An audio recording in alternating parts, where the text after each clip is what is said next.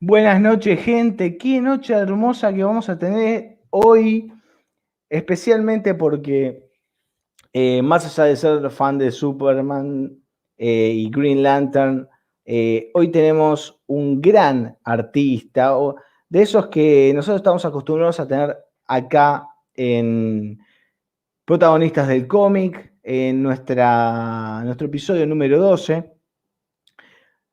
Obviamente, como siempre digo, no lo vamos a hacer solo, para nada. Lo voy a hacer junto a mi compañero de aventura, el señor Mario Luzuria. Hola, ¿cómo estamos, Kyle? ¿Estás nervioso hoy? Yo súper nervioso porque la verdad que es Sí, el señor que vamos a tener hoy acá es un artista que la verdad que me gusta mucho, marcó una época y la verdad que tiene un estilo muy particular que a mí me encanta, y me vamos gusta a mucho. analizar varias cosas de su estilo, pero sin más rodeos me parece que vamos a presentarlo. No vamos a Por favor. decir, vamos a hablar en inglés, justamente ahora vamos a hablar en Sí. inglés porque nuestro invitado habla en inglés, habla poquito español, puede decir algo, pero vamos a hablar en inglés. No, que no se ofenda, Oh, don't get offended, but we are not gonna present him as the legendary, because the legendary was Tom DeFalco, but we can say it's the greatest and only John Bogdanove. Welcome, Mr. Bogdanove. We can hear we have you. a problem with Sorry about that. Yeah. I muted it. Hola, ¿cómo está?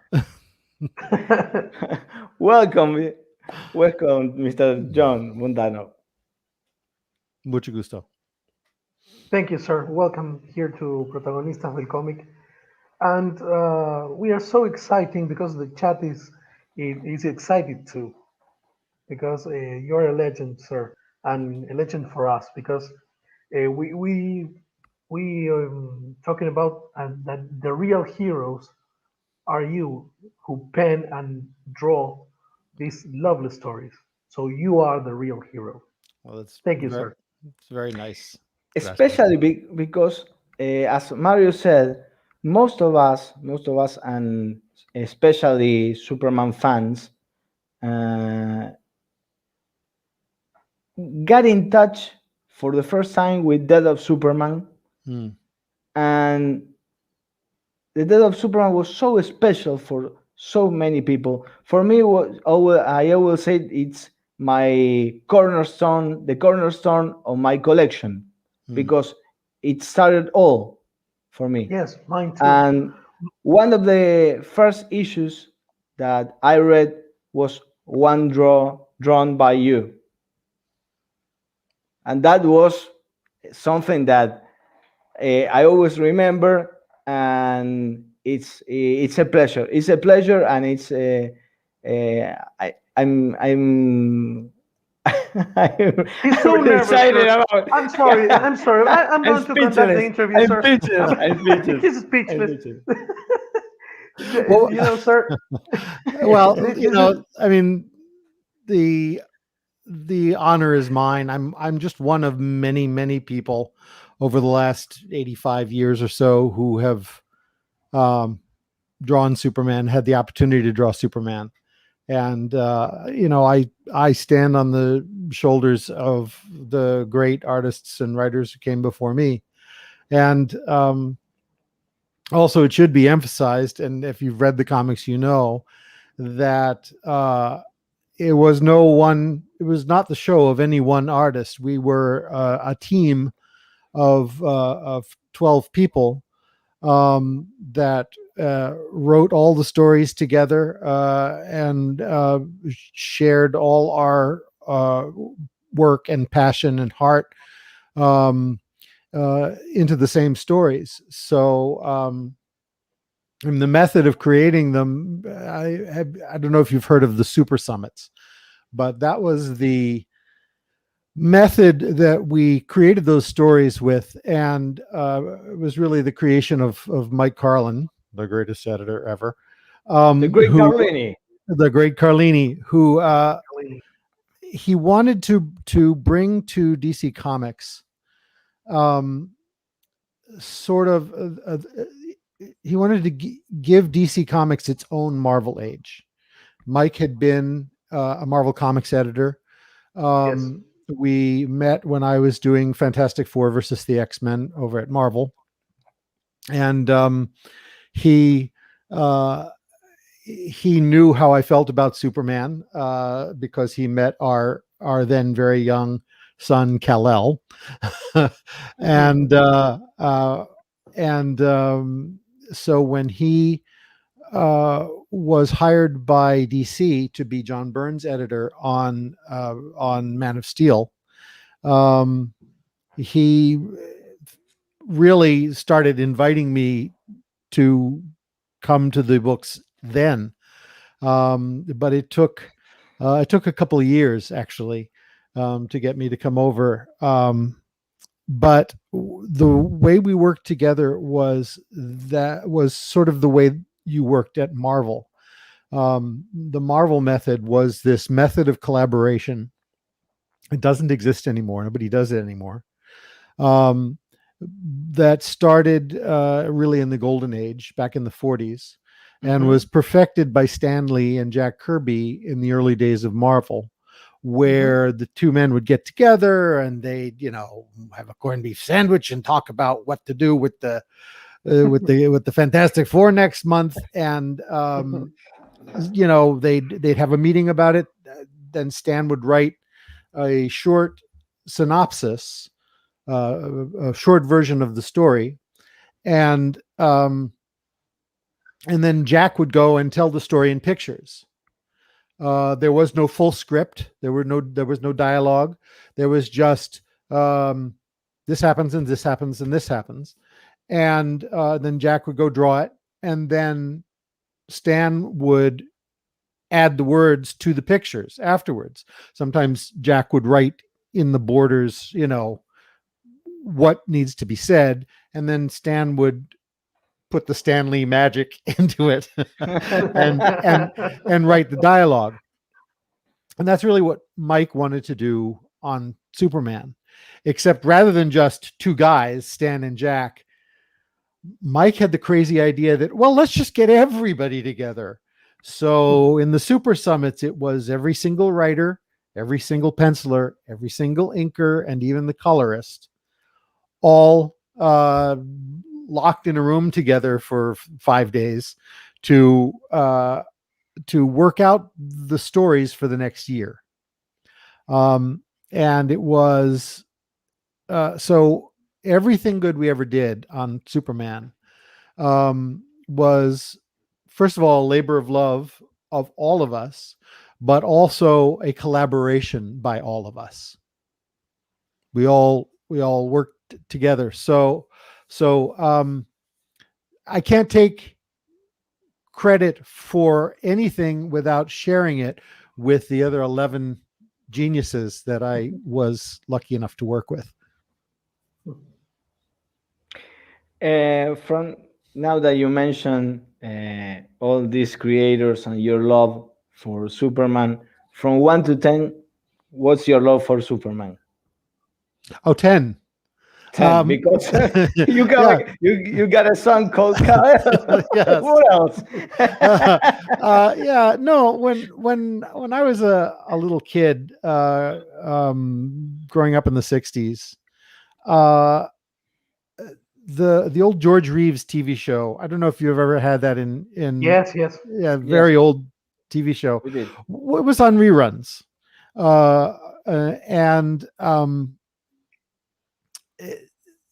there was something about George's. I mean, the show has not aged well, but his performance as Superman was, I think, exceptional in that he was very father-like. He was very paternal, and And for me, as a very young kid, he really helped me decide what sort of man I wanted to be when I grew up. And Oh. I learned the third or fourth time I jumped off the neighbor's garage, I pretty much figured out I wasn't going to be able to fly. but if I You got hurt. well, I had a pile of leaves. So I spit some leaves. Yeah, Normal thing. right. Just normal. I tied the red towel around my neck. I had a towel, and I wore my underwear on the outside, and socks for boots, and a crayon S, and I climbed out on the roof, and whee, up and away. Nope. Damn it. Ow. Ouch. but there was something about the old George Reeves TV show that really made me love Superman and want to be as much like him as possible. George's Superman was gentlemanly. He was patient. He always, and I think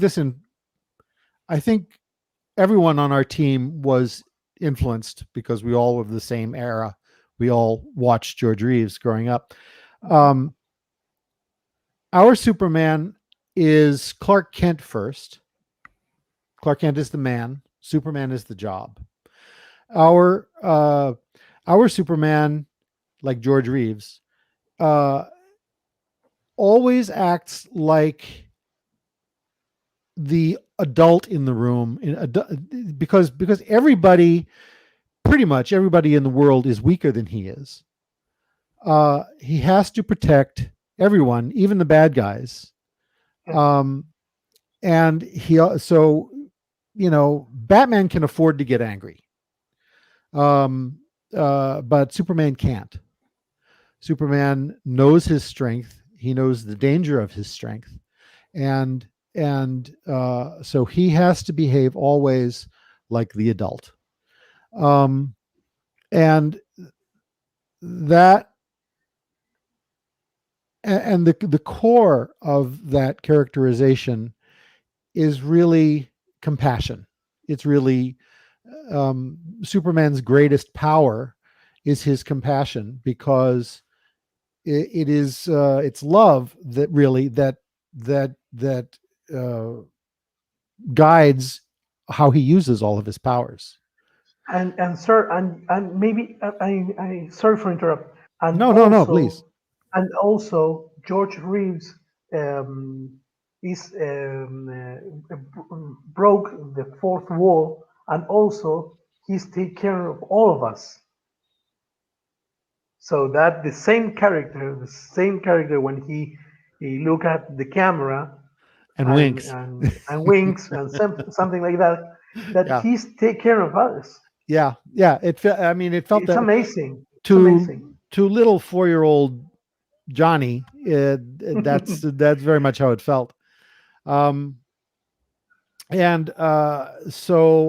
I was the kid with the homemade Superman suit under his clothes every day at school. So I go off to school, and the back of my shirt is all poofed out because I've got a thick red towel tied around my neck, tucked down the back of my pants, so my butt is padded with cape under my pants, because it was my secret identity. So yeah, I my love for Superman is great, and it always has been long before I ever drew the character. I actually started drawing because of Superman. As I started to get it through my head that I wasn't ever going to be able to fly, I saw my first Superman comic, and like a lot of people, do you remember what comic book? Yes. It was a copy of World's Finest, and in it, Superman and The boat from the boat. from the boat that Superman and Batman goes to undercover there in the boat? No, it was World's Finest. It was one of the ones from the 1960s. Oh, It was drawn by Kurt Swan. Oh, And in it, there were a lot of really silly comics in the 60s, and I was very disappointed by the comic. I didn't know that Superman started in comics. And I was upset that the comics were not more like the TV show. In the comics, it always seemed in those days that Superman's main concern was to keep his identity secret from Lois. Right? And he was always, he was always getting affected by red kryptonite and having to eat 50 million hamburgers and, getting turned into a beetle or this. I found the going to the stories. dentist. Or going to the Yeah, dentist. yes. So you've seen some of these Of comics. course, of course. So in the first comic I ever got, it was beautifully drawn. But in it, Superman and Batman were fighting for some reason. I don't remember much more about the story, but I remember thinking as a 5-year-old, Superman wouldn't do that. So I was already taking it very, very seriously. And I started drawing really because I wanted to do my own Superman comics and do them right. we remember the comic codes and everything that thing Yeah. was And- very disappointing for all of us and you, of course. That silly stories. They were, well, I think, I understand now as an adult the charm of those silly stories from the 60s and the 50s.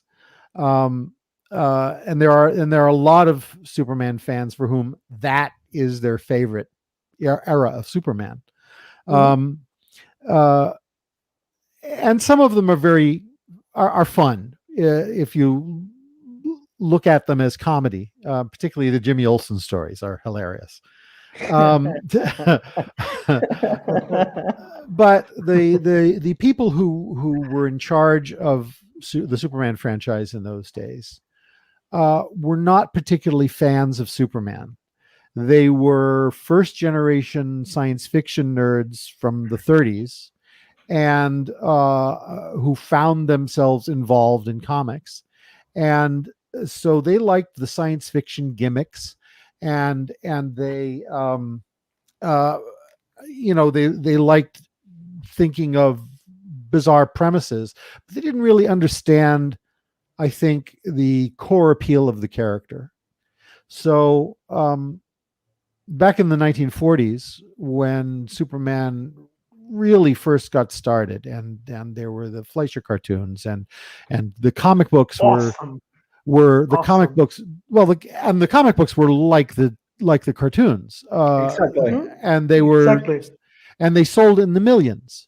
I had an older friend who was a World War II veteran, and he was amazed that the foxholes and trenches were full of soldiers who had a rolled up copy of Superman in their back pocket and would hunker down and read it while the shells were exploding.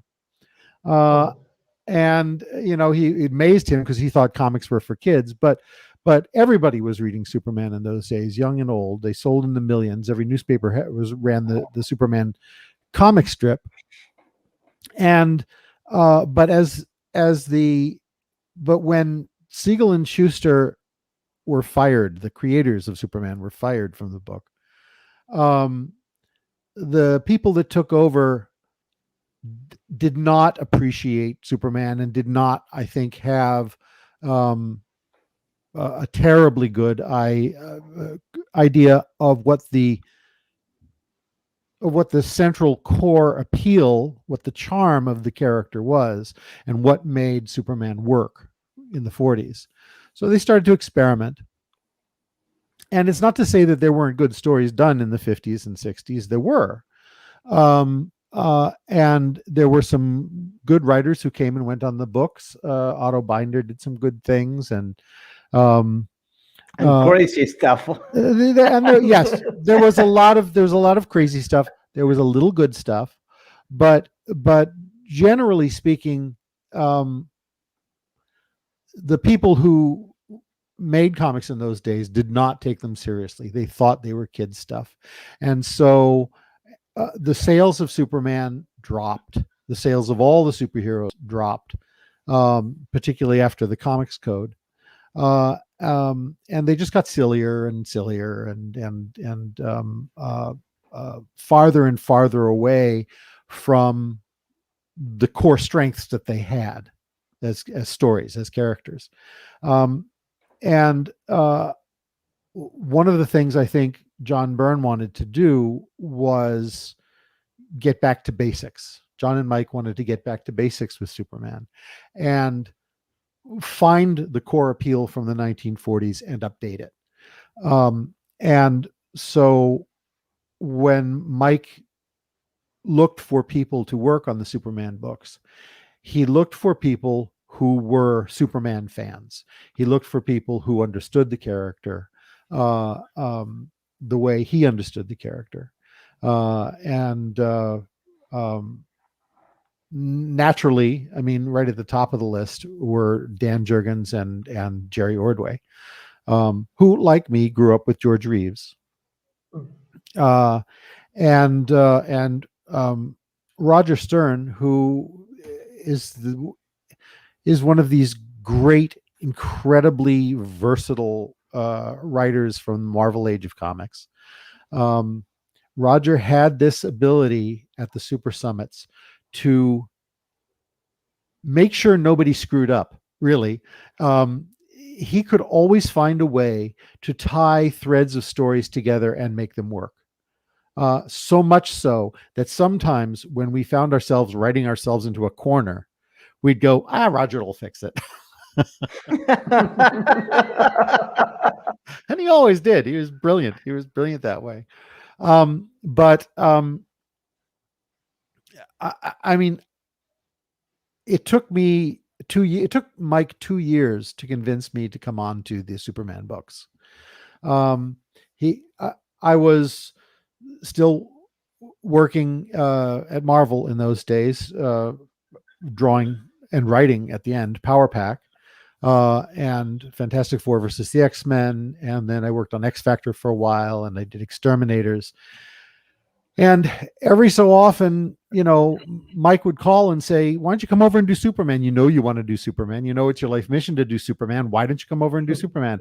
And I was scared. I thought, Superman was so important to me that that I was afraid I would screw it up, that I wasn't good enough yet for Superman. So our son Kal-El was 7 years at that time, and from time to time, a box would come in the mail addressed to Kal-El from Mike Carlin at DC Comics. And Kal-El would open it, and inside would be comic books and licensed merchandise and toys and things like that. Awesome, cool stuff from DC.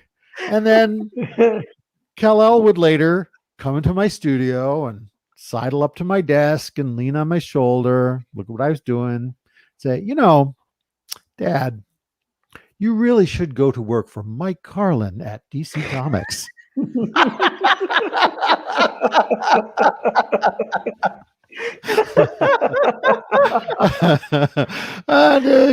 Kal-El is always right, so I did. And what really sealed it for me was that Mike called me one day and he said, "Look, I'll up the ante. We'll give you your own book with issue number 1. If you'll come over and draw Superman, and if you can bring Wheezy on as a writer, Louise Simonson, with you as a writer." And I said, Mike, I can't make Wheezy do anything. She's my boss. But fortunately for all of us, Wheezy agreed to jump from Marvel, where she had worked for many years. Louise had been an editor, the editor-in-chief over at Warren Publications back in the 70s. Then all of the 80s, she had been editor of the X books for much of the 80s over at Marvel. And in 1985, she stopped editing and became a writer, and with the first issue of Power Pack, which was her creation there. And she created a lot of things at Marvel, including Apocalypse and Cable, and along with Chris Claremont, she helped create, basically all the storylines that became movies in the last 10 years. So Louise Simonson is one of the great pioneers of comics, and I call her a pioneer because there weren't a ton of women writing comics in those days. It still is a very sort of male business, but Wheezy helped to break that barrier. She paved the way. She did. She paved the way, and she injected, I think, a perspective that comics really needed. So thank God she agreed to come and work on Superman with me. So we started with Man of Steel #1. I finished up my last issue of X Factor a month early, so I was so anxious to get started on Superman that I did a enormous painting, a 4-foot wide painting, which I hauled down from Maine down to New York City. Giant thing on plywood with linen covering. It weighed about 50 pounds, and I dragged it up to the office at DC Comics just to show Mike. I didn't think he was going to do anything with it, but it ended up being that cover right there.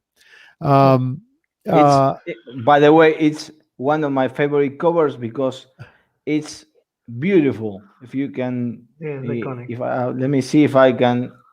I got it here. I can show to the subscribers.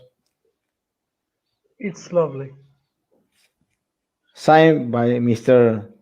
John Bogdanove and by Louise Simonson. And Louise Simonson. Yeah.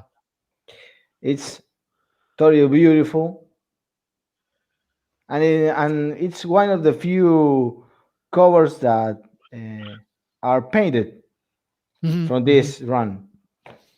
And rather than paint it at, like, I didn't think it was going to be a cover, so I didn't paint it the size that comics are supposed to be. I painted it, as big as a doorway.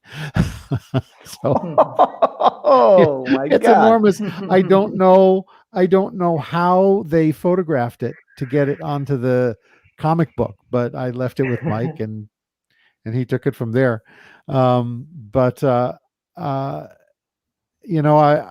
we got to start with Superman, Man of Steel #1, with Louise writing. And I'm so glad that I waited until Louise could come to write, because without her, there would have been no Death of Superman. The reason for that is because, if a lot of people have heard the story that the Death of Superman started as a joke, that whenever at the Super Summits, whenever we got stuck for an idea, Jerry Ordway in the back would make a joke. He'd say, let's kill him, and then Superman dies. and he did this often enough that after a while we'd roll our eyes and chuckle a little bit, and and that was the standard joke. But sorry, Mr. Bogdanove. Okay. When we interview Mr. Orway, he said that it wasn't like that. He wasn't always saying that let's kill him. let's kill the guy. Let's kill this guy. Let's kill Only this guy. no, he didn't always say it, but every now and then, if we were stuck, he would say it. It was his little joke. He would say it. Ask anybody. Ask Dan, ask Louise, ask Mike, ask Roger. He used to say it. Not all the time. Just every now and then. Just every now and then. Anyway. Yeah, but when they used that, he said let's kill him, and when something said okay, let's kill him, what happened? Well, in that meeting? the way that happened was we had been in a meeting for 3 days, and we had worked a year of continuity, a year of stories, at the end of which Superman and Lois got married.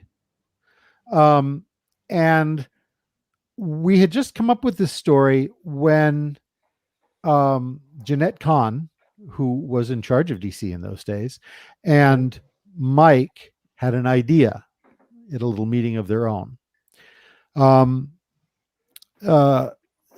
Jeanette was a friend of Joy Levine, who was the producer and the showrunner, I think, of the TV show Lois and Clark. Yes. And Lois and Clark was not on the air yet, but it was just coming onto the air in the fall. And it was, the show was going to be like focus on the romance of Lois and Clark. And exactly. And Jeanette said, can we not marry them off in the comics until perhaps they get married on the show? And so Mike and Jeanette had this great idea to integrate with the show, so that when Lois and Clark got married on the show, they would also get married in the comics, and the publicity would help one another that way. It's a good idea from a business perspective. It's a great idea. Yeah, indeed. But for us who had been locked in a windowless room for 3 days, coming up with this great year of stories, it was a disappointment. So we had to crumple everything. Yeah. Sorry to interrupt you. It's okay. Bogdanove. Watching some documentaries, I saw that in that room you got a huge board. Yes. With all the comic books names, Action Comics, Man of Steel, Adventures, and all the grid with all the number of the weeks and all the plots. All the plots. Yep. That was what you guys had to erase and start all over? Yes, exactly. Exactly. And each one of those little squares was like hours of talking and debating and fighting and everything else, and then moving things around and erasing and putting something over there, and then blah, blah, blah, blah. It had been a long 3 days, and Mike came in and he took the eraser and he just started erasing, and we were like, no. And then, well, okay, well, I guess we got to start over. So we all went out to dinner and we slept on it, and we came back to work the next day, and we said, well, okay, starting over, what are we doing? And of course, who in the back says, oh, let's kill him. And we'd all heard the joke many times before, but this time it was a real groaner. So we all groaned, except for Louise. Louise piped up and said, you know what you get from killing a character. And if you know about her run on the X books, you know that Louise presided over the death of many characters over at Marvel. Uh, Yes. and so what she said was, as a writer, what you get from killing off a character is you get to show what that character meant to everybody in the world. You get to do the funeral, wherein you get to see how their death affects the ones they love, how their death affects their enemies, how their death just affects the whole world. And in that way, you get to show the real world what that character meant. And the room was silent listening to Louise talk about this, because this is one of the great writers, and she really knows. And Jerry, let's just kill him. Well, Jerry was the one. I mean, Jerry started it, but then Louise got us to think about it seriously. What if we actually did kill Superman? Because we were all very proud of our work. We were all very passionate, big fans of Superman, all of us. But in those days, that was the days of the Punisher and Spawn and grim and gritty. Everything was grim and gritty. Yes. And I think that in spite of the fact that we were doing these really good comics that hold up better than a lot of those other comics that were popular at the time, our sales were okay. They weren't bad. They were okay, but Superman still had this sort of reputation of being square, of being not cool, of being old-fashioned. And so the idea of being able to tell a story that would make the world appreciate what they'd lost, as Mike used to say, if you don't feed the cat, what happens? The cat dies. So it was maybe a little petulant on our part, like, oh, they'll really miss him when he's gone. But we began to think about what that would mean to kill Superman, what it would mean to the people of Metropolis and the people in the DCU, the characters, but also what it would mean in real life. And I don't think we thought it would be the big story that it became, but we did think that maybe comics fans would wake up and pay attention to Superman again. So Not only the fans, sir, the whole world. The media. After the media, the whole world. Sure, Here of course. Argentina was But we didn't- very but- shocking here, sir. It was But very we shocking. didn't. I mean, we didn't set out to shock the whole world. We didn't really think about that. What we thought about is we want to tell a good story. We want to tell a story that speaks of our passion for the character. So we wrote the whole funeral for a friend arc first. Oh, Before we even thought about how to kill Superman, we wrote the aftermath first. Funeral for a friend, everything. And the ideas just poured out of everyone. Meetings, which were sometimes a struggle trying to find the right idea that everybody agreed about. All of this just poured out of our hearts, and we all agreed with what everybody else said. And we came up with these wonderful scenes. We came up with the scene of, Bibbo saying, "Oh, it should have been me." And we came up with this, Louise came up with this lovely bit where, poor Ma and Pa Kent have to watch the funeral of their son on television. totally heartbreaking. It's heartbreaking. I know. Heartbreaking. When I read it, whenever I go back and read it, I think, well, I've seen it a million times. I always get a little teary about it. It was a very good scene. So we wrote all of that stuff, and and so we had the whole funeral for a friend arc done before we began to think about, well, okay, but how is Superman actually going to die?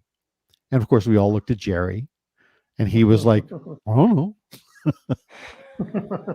Well, I mean, Jerry is, you all know that Jerry is a wonderful artist, but he's also one of the best writers to ever write Superman. Jerry understands that character. I mean, really, the team of writers, Jerry Ordway, Dan Jurgens, Roger Stern, and Louise Simonson, it's like a dream team, a supreme group of writers.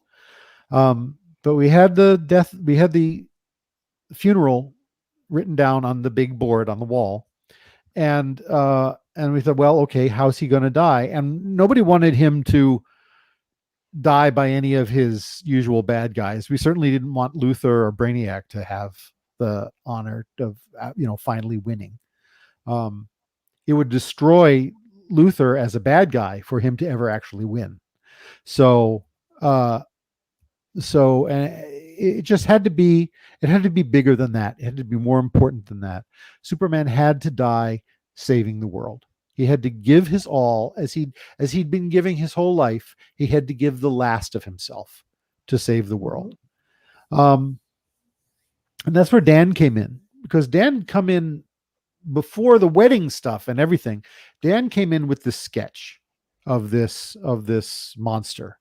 One of Dan's many strengths is that he was always pushing for better bad guys for Superman, bad guys that Superman could punch, which is always a problem. I mean, Yeah, of course. Most people, if Superman really hits them, would just, red mist. Dan was always, we were all looking for better villains, but Dan always came in with something. And he came in with this monster looked like a sort of a Hulk-like character with bony protrusions sticking out everywhere. Very 90s sort of looking monster. And we all also furious. Yeah, we all liked the look of him very much. And even before we were talking about the death, we were saying, well, can I have part of the fight in my book? Oh, can I have part of the fight in my book? Because we all wanted to because we all wanted to draw that. And we got to the point in the discussion where we were thinking, well, Superman has to die fighting. So who's going to do it? It should be someone new. And Dan said, well, what about this guy?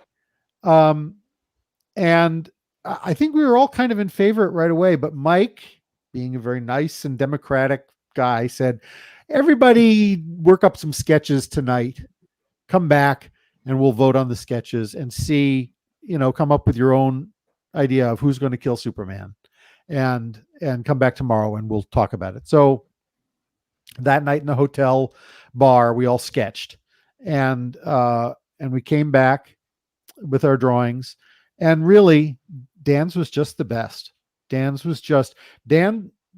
Doomsday, he wasn't called Doomsday yet. Doomsday just looked the most elemental.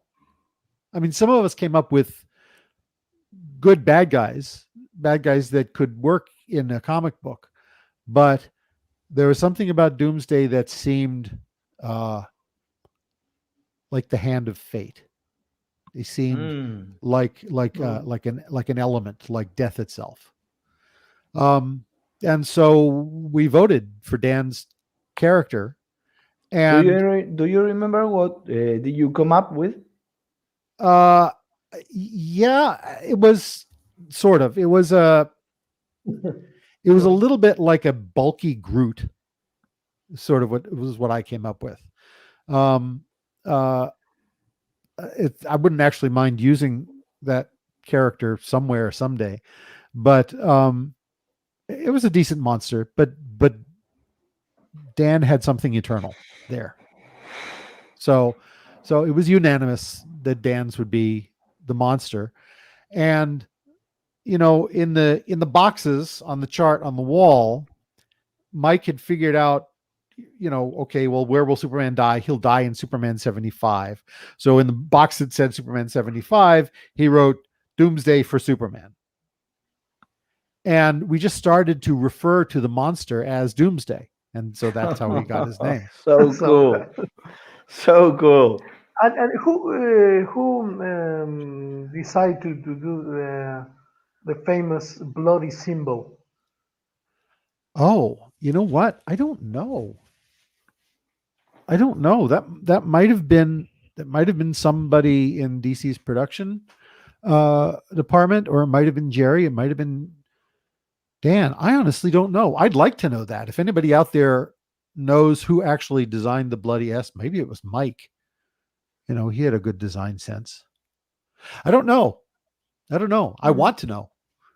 That's a good idea. I do know who came up with the idea for the 4-issue fight scene where, in one issue there's 4 panels per page, and the next person's comic book there's Exactly. 3 panels per page. Yeah. And mine, there were 2 panels per page, and then the final one panel per page.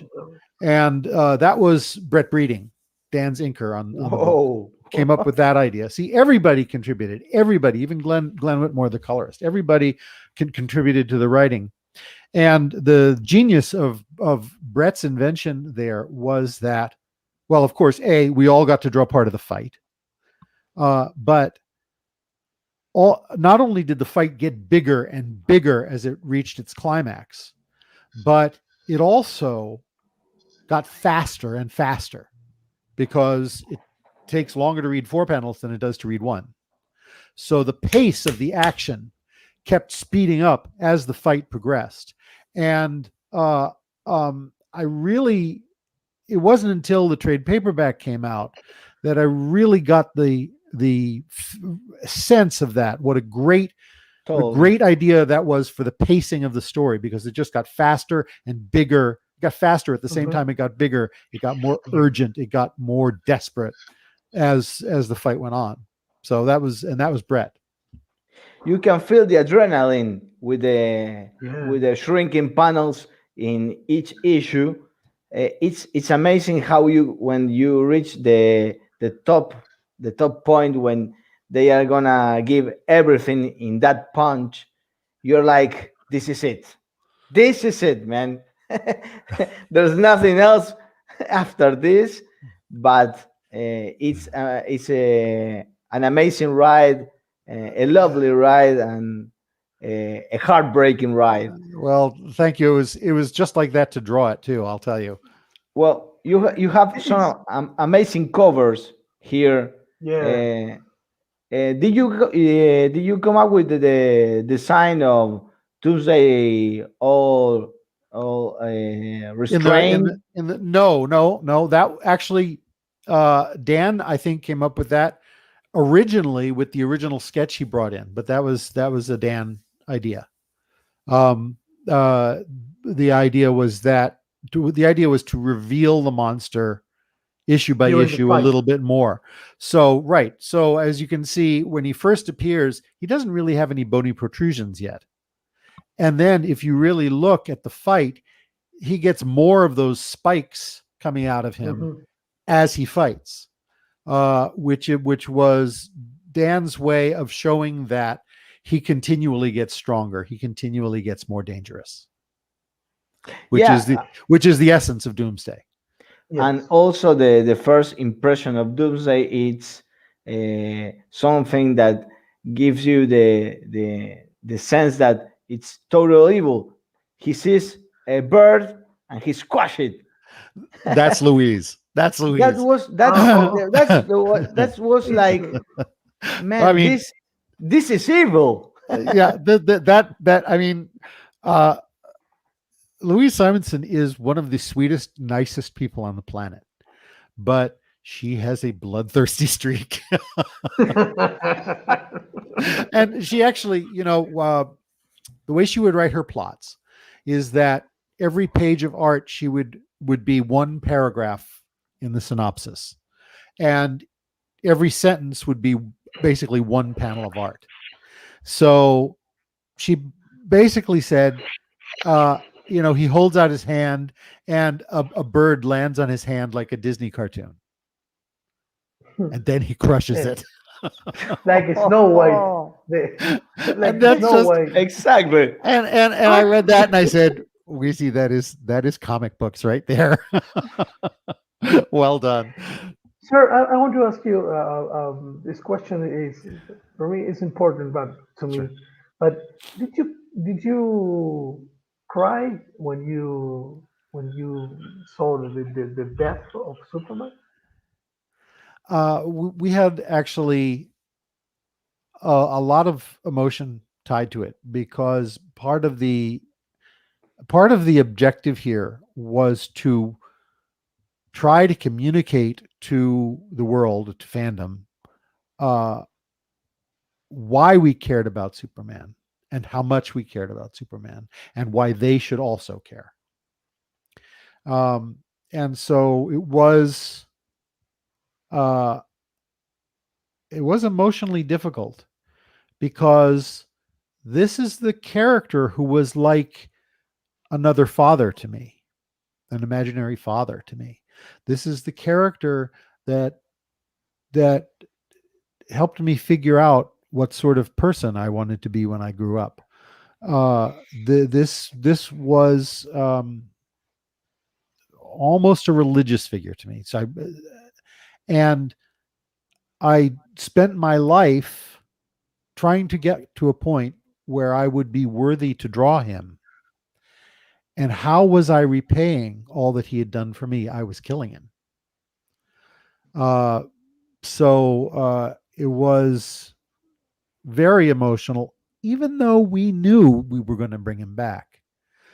To actually have to spend 18 hours a day, 16 hours a day, drawing the death of your childhood hero for a month, and then for 2 months to draw the sorrow of his family.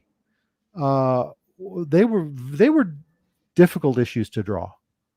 I mean, a great fun fight, but it had this feeling of a Shakespeare tragedy, and it was a little bit difficult to draw. Mhm. Getting back to the covers, you got some of the one of my favorite. It's from Superman. I think it's 70. Man of Steel 14. I think it is Superman and Doomsday fighting 19. Sorry, 19, yeah. Man of Steel 19. Superman and Doomsday face to face.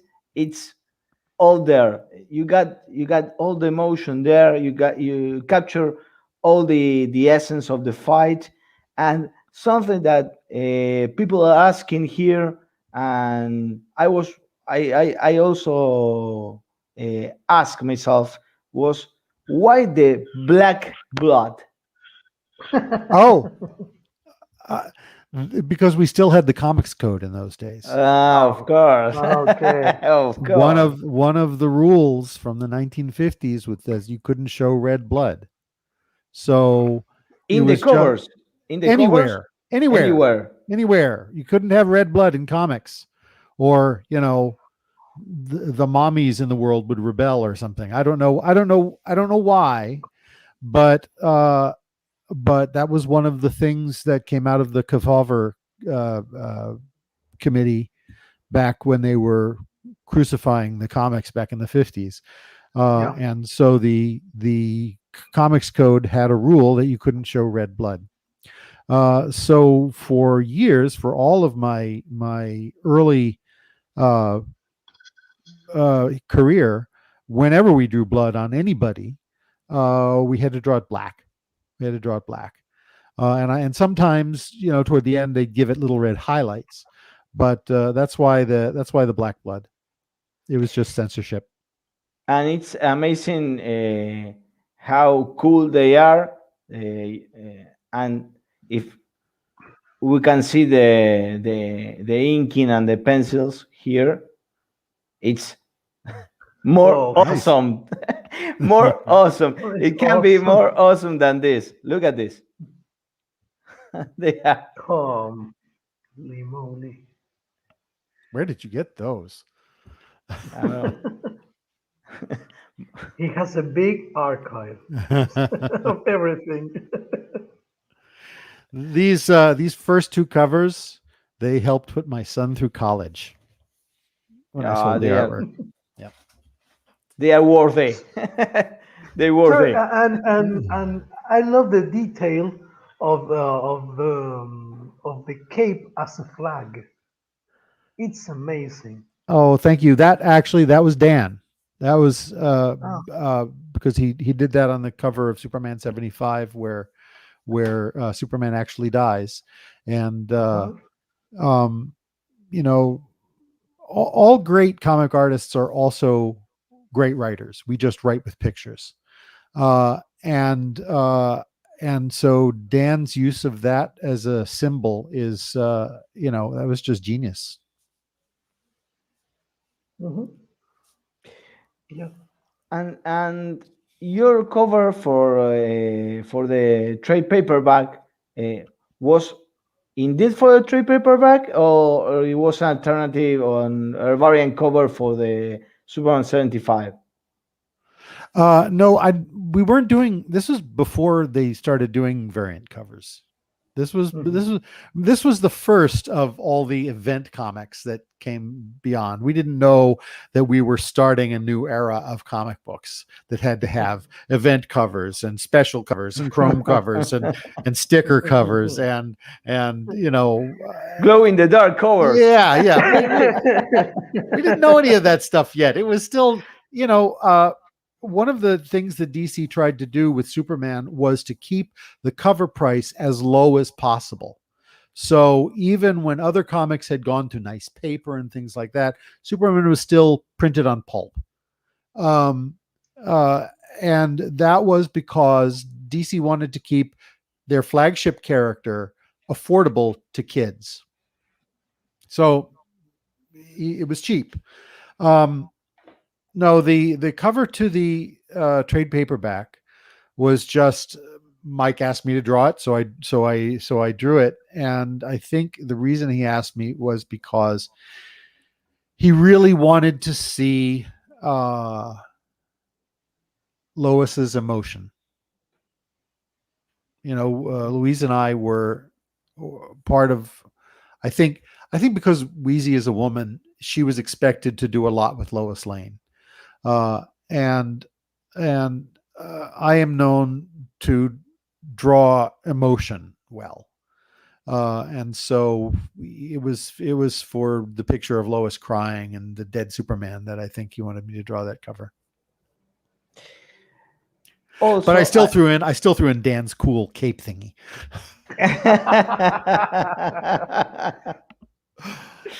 But here in Argentina, the only cover we got was this one, the one you draw, Which one? because the one you draw, the the trade paperback. yeah because, that well that was the only cover for years. That was the only cover to the trade paperback. and in Spain, the trade paperback it come up with a Dan's cover with the flag. Right. They just used 75. The only So flag, yeah. so that was a big difference. Also in Mexico, they used this one for the trade paperback, and in the United States too. and it became very iconic. This one too. Also, something that Biblical, so biblical too. yeah, of course. Yeah, it's very Pieta like intentionally. Yeah. Actually, I don't want to get in the Snyder cut terrain here with Death of Superman, but most of of your work and the teamwork was used in the movie. And what do you think of it? I haven't seen it. I didn't see the Joss Whedon version either, but the I want to see the Snyder cut, but I just haven't been able to put together 4 hours to see it. I mean, I do want to see it though. people. I do. And Zach, if you're watching this, haha, I do mean to see it, but two things hold me back. One, it requires an investment of 4 hours, which I don't get that much time away from the drawing board. And the other is, I was really disappointed with Superman Batman. That's why I ask you about what do you think about Superman's death, because it's the final act of Batman v Superman. Yeah. It's they just sort of socked it in there, and they didn't earn the emotion. You know, we hadn't seen enough of Superman before this movie. Just that one terrible Man of Steel movie, and then Batman Superman. So the movie makers never really earned the death of Superman. When we killed Superman after 70 years of people knowing him and loving him and thinking that he would always be there. And when he dies in Superman Batman, nobody really knows him that well. People hadn't had enough time to see Henry Cavill as Superman. And where they had seen him as Superman, it wasn't terribly good. So, and that's not Cavill's fault, by the way. I think Cavill is a great Superman, has a potential to be maybe the best Superman if they gave him the right costume and the right script. I'm a Henry Cavill fan. Have you seen The Witcher? Yeah. Yes. Yeah, the guy is perfect for Superman. Even in Mission Impossible. Mission Impossible. Even in Mission Impossible. Man from Uncle. Yeah, Man from Uncle. Man from Uncle. Yeah, not his best thing, but as Superman, he's very good. As the Witcher, he's fantastic. So, my hope is that, and I don't know what DC plans to do, but I hope that what I'd like to see, just as a fan, is I would like them to keep Henry Cavill and do everything differently. Put him in the traditional costume, do a traditional story. Don't try to imitate the Christopher Reeves comics story. Don't, leave behind Man of Steel as though it never happened, because let's not get into that one. It's so bad. It's so bad. People are loving what you're telling. What you're saying. It's just so bad. John knows. You know that. John knows. You know how when I was 5 years old and I saw that terrible World's Finest comic, and I crumpled it up and I said, Superman wouldn't be like that. I'm afraid exactly how I felt during Man of Steel. This whole business of Pa Kent saying, "Oh, you shouldn't be helping people. You shouldn't be using your powers to help people."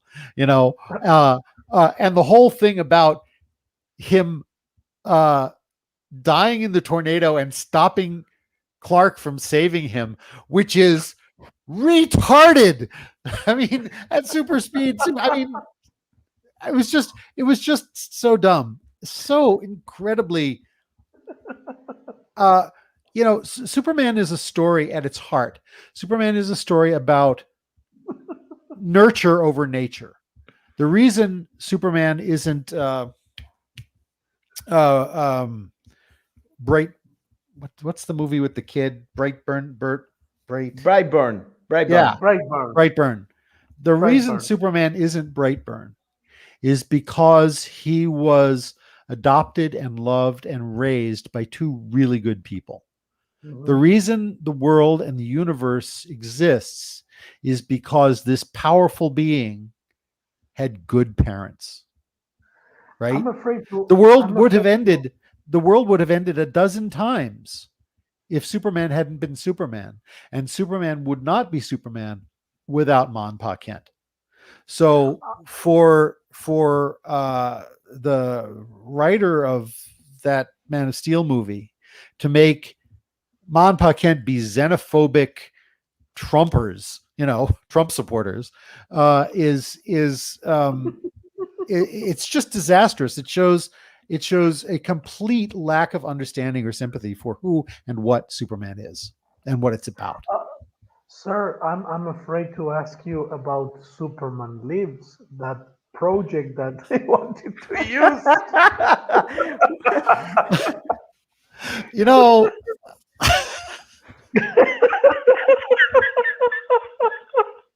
I've seen the pictures. You know what? Here's the all right.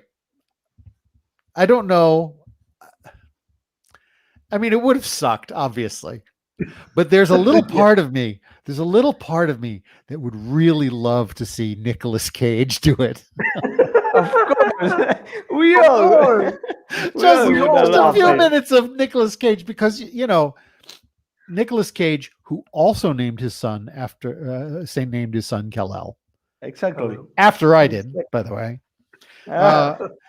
He copied you. He copied me. Nicolas Cage, who also named his son Kal-El. First of all, he really understands comics characters and he loves them. He chose his name Nicolas Cage because of Luke Cage. So Nick is an actor who really cares, and I don't care what he's in. He gives it 100% all the time. He's dialed up to 11 on everything he does. So I'm glad the movie didn't get made, but I would love to see the screen test. I would just love to see a little bit of Nicolas Cage as Superman. That would be very interesting. It's a documentary online, I think, about the it's called the Death of Superman Lives. The Death of Superman Lives. I haven't seen it. There's footage there. There's some footage. Is there? Yeah. Yes, is he speaking? Is he acting? In costume? Is he acting, or is he just posing? It's just a screen test. He's just posing with the costume very similar to the one used in Batman. Yeah, I've seen that clip.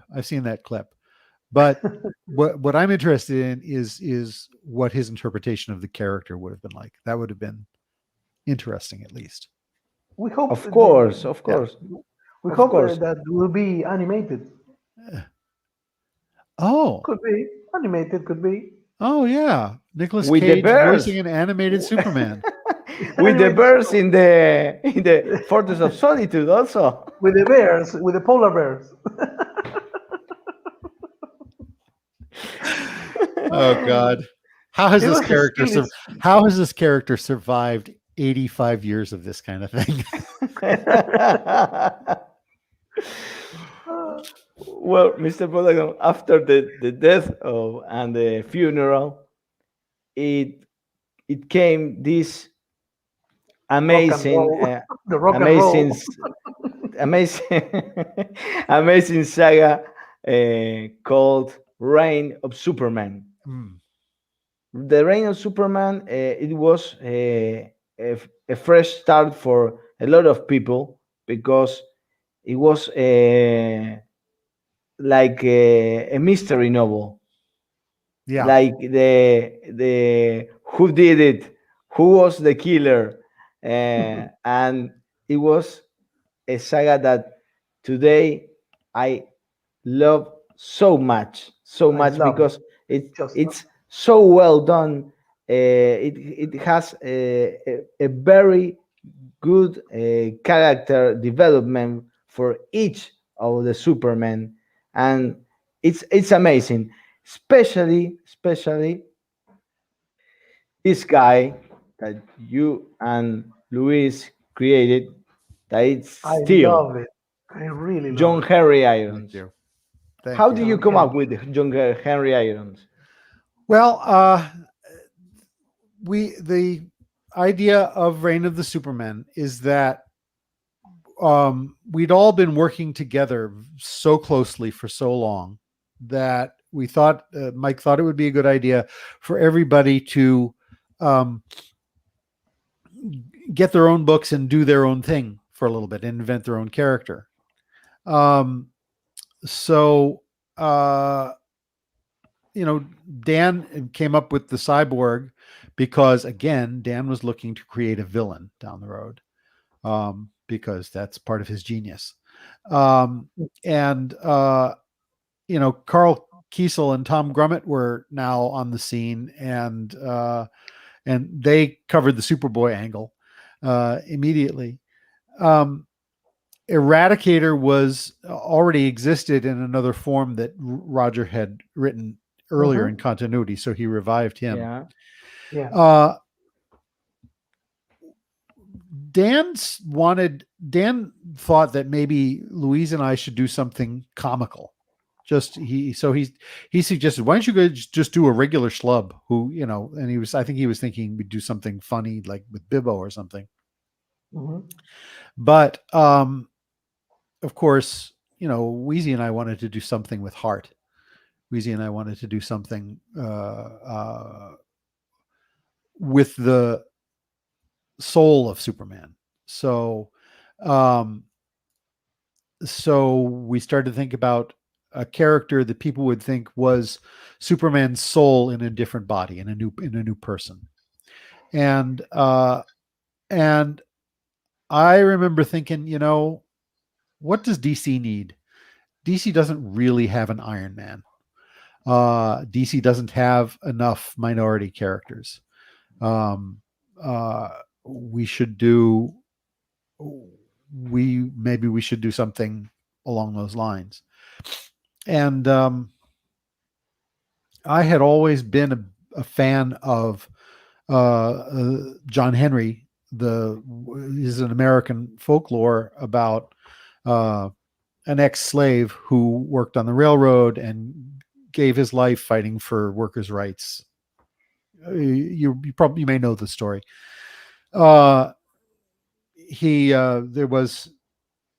They were putting people out of work with a steam-powered drill for drilling spikes into rocks and drilling holes for dynamite into rocks to build the railroad in the 1800s, and people were going to be turned out of work, and John Henry stood up and said, "There's no machine that can beat a human being," and he fought the machine and beat it, but died in the process. So I've always loved that story, and it resonates with the death of Superman. And then Wheezy pointed out that it's not just a story, that John Henry actually existed, and that competition where he gave his life is a real historical event, something they don't teach you in school, but it actually happened. So we just thought, well, this is an archetype that is very superhero-like, very adaptable to superheroes. We've got to immortalize John Henry in this way and base a character on him. So I had some drawings from high school of John Henry, the real John Henry, that I'd made. There's a time in my life when I really wanted to be black. That's before I really understood what it meant to be black in the United States. But I had these drawings of this cool black dude, and I put iron on him. I put armor on him. I gave him a cape that is, of course, reminiscent of Superman, but also a little bit like a Jack Kirby cape, a little bit like Thor's cape. DC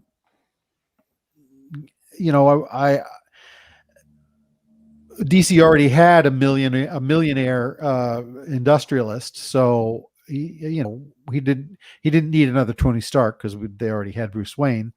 So our Iron Man had to be homemade, and this image in my head of John Henry at the forge in his basement, hammering out this mech armor this sort of DIY mech armor of his.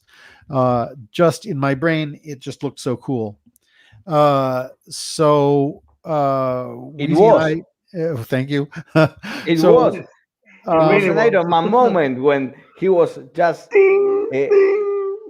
yeah, making his armor from steel, and it was beautiful. the sweat and I, the shadows and all of that. And I love it, sir. I love, sir, when he start doing that, is because Superman helped him, because he saved Superman saved him from well, that's Louise. Weezy and I talked about wanting to. I've had this theory for years that any team is made up of, head, heart, soul, and gonads, right? So the example for that is original Star Trek, right? The captain are the Yes. balls. The head is the brain is Spock. The heart is McCoy. So and you can identify those archetypes in that's the shot. Yes. Look at That's this. the shot. Look at this. It's awesome. Yeah, I love Awesome. those. The shadows on that body, I think, turned out really well. I was really proud of the way that worked out. I love this, sir. I love this. Thank you. That's I the love first. That's the first thing we drew, actually. When we designed the character. So that was my original character sketch. But Wheezy, we talked about. So our character will be the soul of Superman. And we were going to play up the angle that perhaps he had been reincarnated as this black guy. But Wheezy came up with the idea of Superman being the John Henry's inspiration, the way Superman had been my inspiration. And that was Wheezy's idea. So she wrote that moment where John Henry is feeling suicidal because of these weapons that he helped design. And he ends up saving a workman on the high steel. And in the process, he falls, but Superman catches him. And something passes between them, which we've never quite developed. But the idea was to suggest that maybe there was a soul connection that happened in that moment. And, yeah, so again, that's the genius of Louise Simonson. This is the moment. That's the moment. Yeah. Yes, I love it. Yeah. So I'd kind of like someday to do a story that develops what that little thing going between them was. It's a shame that you couldn't develop on the regular run. Well, I could have quit the Superman books and drawn the Steel book. And I actually started out to write it, but I just couldn't do both. I couldn't do both. So Wheezy agreed to take over the writing of the Steel book, and Chris Batista came on to draw him, and Chris was perfect for Steel, because he Chris Batista draws big burly action the way I draw big burly action, but he also draws characters with heart and with soul, and that it was a perfect match that way. Sir, I did get to draw some covers, which is nice, but I'd love to draw more Steel. sir, what about John Henry Irons playing basketball? What about it? What about about the movie, about Steel movie? Well, look, About this, Mr. About this. Bogdanove. Yeah. Well, all right. Okay. Hang on. We're gonna speak about Shaq. All right. Hang on. I'll give you the lowdown on Shaq. Steel is 7 feet tall. He is as tall as Shaq. That's the way I designed him. Nobody but me ever drew him as tall as he's supposed to be, but he's supposed to be a good full head taller than Superman. Superman should come up to his shoulders. Steel is a big, big guy in armor. Yeah. Shaquille O'Neal, a nice man, not the world's greatest actor, but a nice man. Also a really big Superman fan. He has a Superman tattoo on his arm and had that before we killed him or anything. So he'd had a Superman tattoo on his arm for years. And he read all these books. And he had been in that genie movie, Kazam. Yes. Something like Kazam. Yes. Kazam. And Kazam made money, So the business people behind Shaq said, okay, so we want to do another one of these movies, for the kids. Yeah, can we do another one of these genie movies? And Shaq said, can't we do something I want to do? Can't we do a superhero movie? And he says, yeah, sure, Shaq, whatever you want. And so it was Shaq who brought in the comic book. It was Shaq who said, look, I like this character. This character looks like me. Let's do this character. And he took it seriously. He actually really cared about the project. I think he was the only one who cared about the project. The producers never consulted Wheezy or me. We never had anything to do with that. I mean, God knows it would not have taken more than a single meeting with me to make a better looking costume than that. Yeah. And did you enjoy, sir, the thing that John Henry Irons belongs to the military forces? Well, in the comics, he started out developing weapons for the military. So that much actually did come from the comics. But as far as the rest of it goes, it was written like a sort of a 1970s TV show. Totally. You know what I mean? Totally. Totally. Do you remember, that episode of the Hulk where Hulk meets Thor, and Thor's like some fat biker guy or something, Yes. So it was written by that guy, and I think his primary way of thinking is, well, how can we make this as inexpensively as possible? Yes, Kenneth Johnson, I think, is the director of this movie. Kenneth Johnson, right? And Kenneth Johnson owes basically his entire career to the Hulk, right? But he's one of these Hollywood guys who has geek shame. He's ashamed of the source material, and so when he came on to do the Hulk, he was going to make it sophisticated and borrow from Shakespeare and blah blah blah blah blah. And he needs an adversary, a human adversary to hound him. Well, the Hulk already had Thunderbolt Ross chasing him, so he didn't need an investigative reporter. So McGee, McGee, and he couldn't stand the alliterativeness of comic book names, so he couldn't be Bruce Banner. It had to be David Banner because the comics weren't good enough. In other words, here is a guy who made his career adapting comic book characters, but was ashamed of comic book characters and didn't have the brains to figure out a way to be true to the comics and still make it work on screen. And it's not like it can't be done, because it's been done ever since, and you don't have to do it with a lot of money. Sure, if you're Kevin Feige, you can make the Avengers series and you can be beautifully true to the comics. and and adapt and faithfully adapt all of Stan and Jack's tropes without making fun of them, without being ashamed of them, without laughing at them.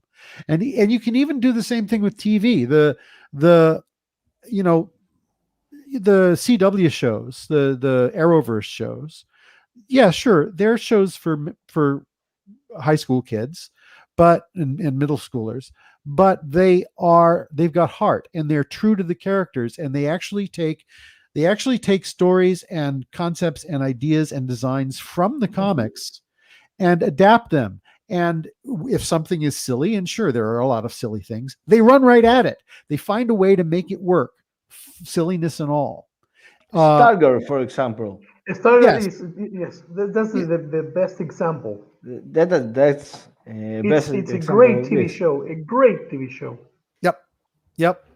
And so this feeling that you're just too cool for comics and comics are too silly and that you have to adapt them to some kind of low budget shadow of what they really are it was old fashioned thinking in Steele's time already, because movies were better than that then. It was really something locked back in the 70s. And I'm not slagging the Hulk TV show, because there's a lot of great stuff in the Hulk TV show, particularly in the earlier seasons. But the TV show and pretty much all of Kenneth Johnson's work, in my opinion, suffers from a sort of geek shame. And that is a problem for many people in Hollywood. I think that is part of why Man of Steel sucked so bad.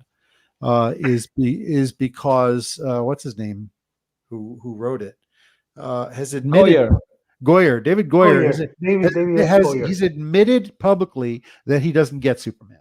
He doesn't like him, doesn't get him. Well, you're taking millions of dollars to write him. You should do some research. You should get him. You should figure it out. What is Warner's doing, giving their flagship character to a writer who publicly admits he doesn't get the character? Sir, do you think nowadays here and the politically correct Hollywood style, it could be possible to bring a movie about Steel, but not using Shaq. no, Using Shaq. not using Shaq, using the racial things as fashion, like always. I think that Hollywood is genuinely trying now to be inclusive and not exploitative.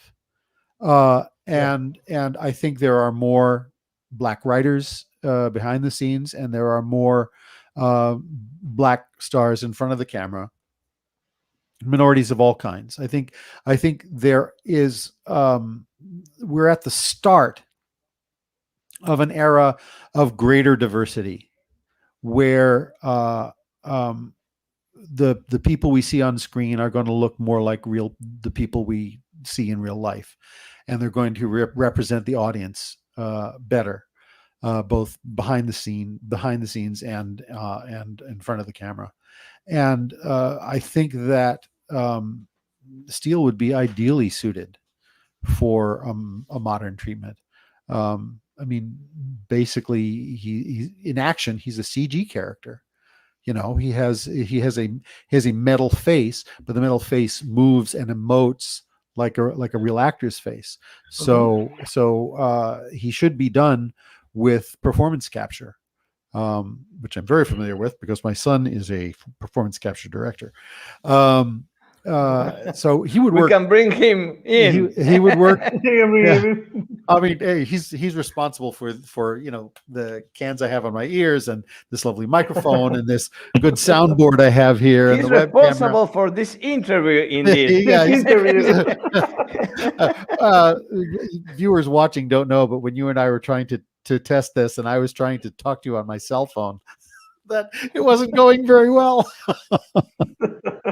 So fortunately, We say hi to Kalel and Thanks a lot. Yes, thank you. Thanks a Thank lot you, for the Cal. help. Thank you so much. Kella lives right next door, and thanks to COVID, he's got a really good studio set up in his house, and as he upgrades it, he gives his old stuff to me. So, and since tomorrow is my birthday, I've got all this cool Of stuff. course. Oh. Of course. So anyway, yeah, so we can have this conversation now. And But sir, no, I think Steel would work exceptionally well if you could find a really tall actor who could do it with dignity, and he needs a deep voice. He needs to be built. He should look like Shaq did in his peak. And you do the action stuff with CG, and you hire some black writers who actually give a shit about the comic books, and they take the meeting with Louise and I, and if they care about it, yeah, I think it would work ideally well. Do you have you seen here in the chat are asking if have you seen the Superman Lois show? Say again. If here in the chat are asking if have you seen the Superman and Lois show in CW? No, I don't have very much time for watching TV. I'd like to see it. I know one of the guys in the writers' room, and from everything I can tell, I think it might be pretty good, but I haven't seen it yet.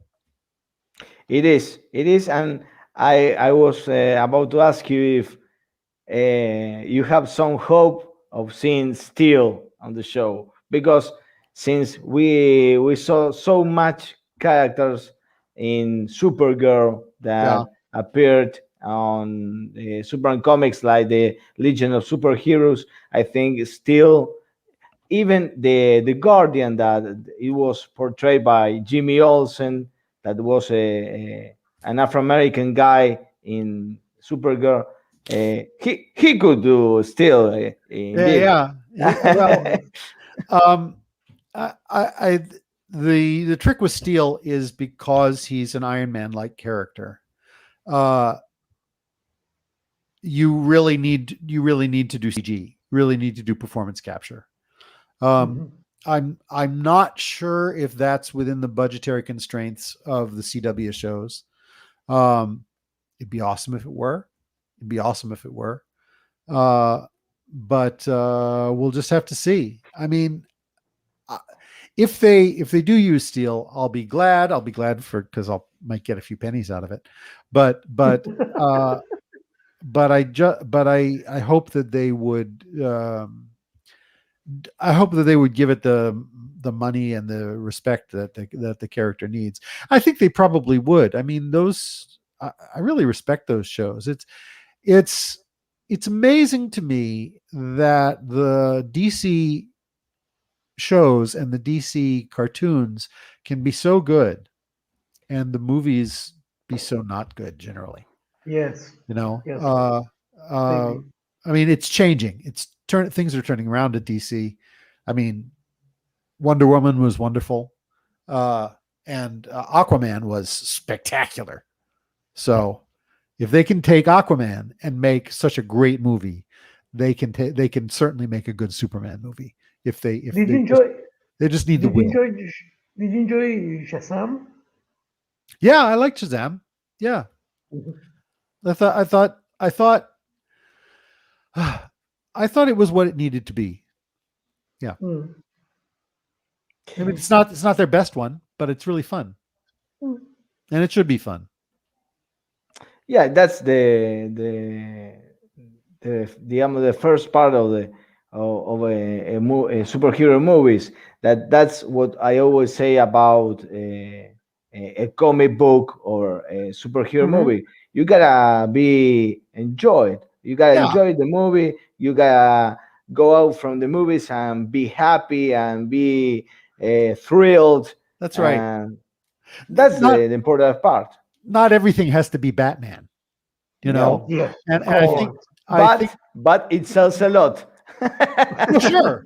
Well, yes, and for and it's successful also. well, and for 10 or 15 years, because Batman was so successful and so reliably successful in the movie theater, I think the prevailing opinion of most Warner Brothers executives of that era was that, well, make it like Batman. Everything's got to be Batman. Everything's got to be grim. Everything's got to be dark. Everything's got to be gritty. And that's just not the way it works. The DC pantheon, the Marvel pantheon were basically created by two guys, mostly. So, and they all live in the same universe, and most of them live in New York, and it's easy it's easier with Marvel characters to do sort of a unified pantheon of stories. It's more difficult with DC because DC is very varied. A lot of the DC characters were created like the only heroes in their universe. It was not a shared universe originally. And they have very, very powerful characters at DC. And some of the characters are lighthearted and fun, and some of the characters are silly and absurd, and some of the characters are both serious and silly. And you need to, as a creator, as a screenwriter or a comics writer or an artist, you have to really be able to understand what makes this character, what makes this franchise work. And you have to have the courage of your convictions to run right at it. So if part of the charm of this character is that it's ridiculous, then go for that. If part of this charm of this character is the inherent drama in it, then you've got to develop that. Batman is not Superman, is not Swamp Thing. Every one of the DC characters is its own thing, and you have to be able to appreciate each character for itself. Everything can't be Batman. For example, in August, we're going to see the Suicide Squad. Yes, I think that's going to be awesome. I think that's going to be awesome. Basically, James Gunn directing, right? This is a director that can balance the drama with the silliness really well. He's not ashamed of the goofy parts of DC, and he understands the dramatic and exciting parts of DC. And he has the courage and the understanding to make it work. And I've seen some of the previews for Suicide Squad. I've had a little bit I have a little bit of insider knowledge due to my associations with our son, who is a video game director, and I think Suicide Squad is going to be absolutely kicking. Oh my God, I love it. It's going to be great. I'm gonna be Mr. Bogdanove, and speaking about James Gunn, we with Mario always speak about what about a movie with James Gunn with blue and gold. What would you think about it? I mean, I think he could direct anything. Honestly. Do you think it would work? Yes. I believe that the other thing that Gunn would be is Justice League International. That would be awesome. Yes. Too. Yes, but I really feel that you can't.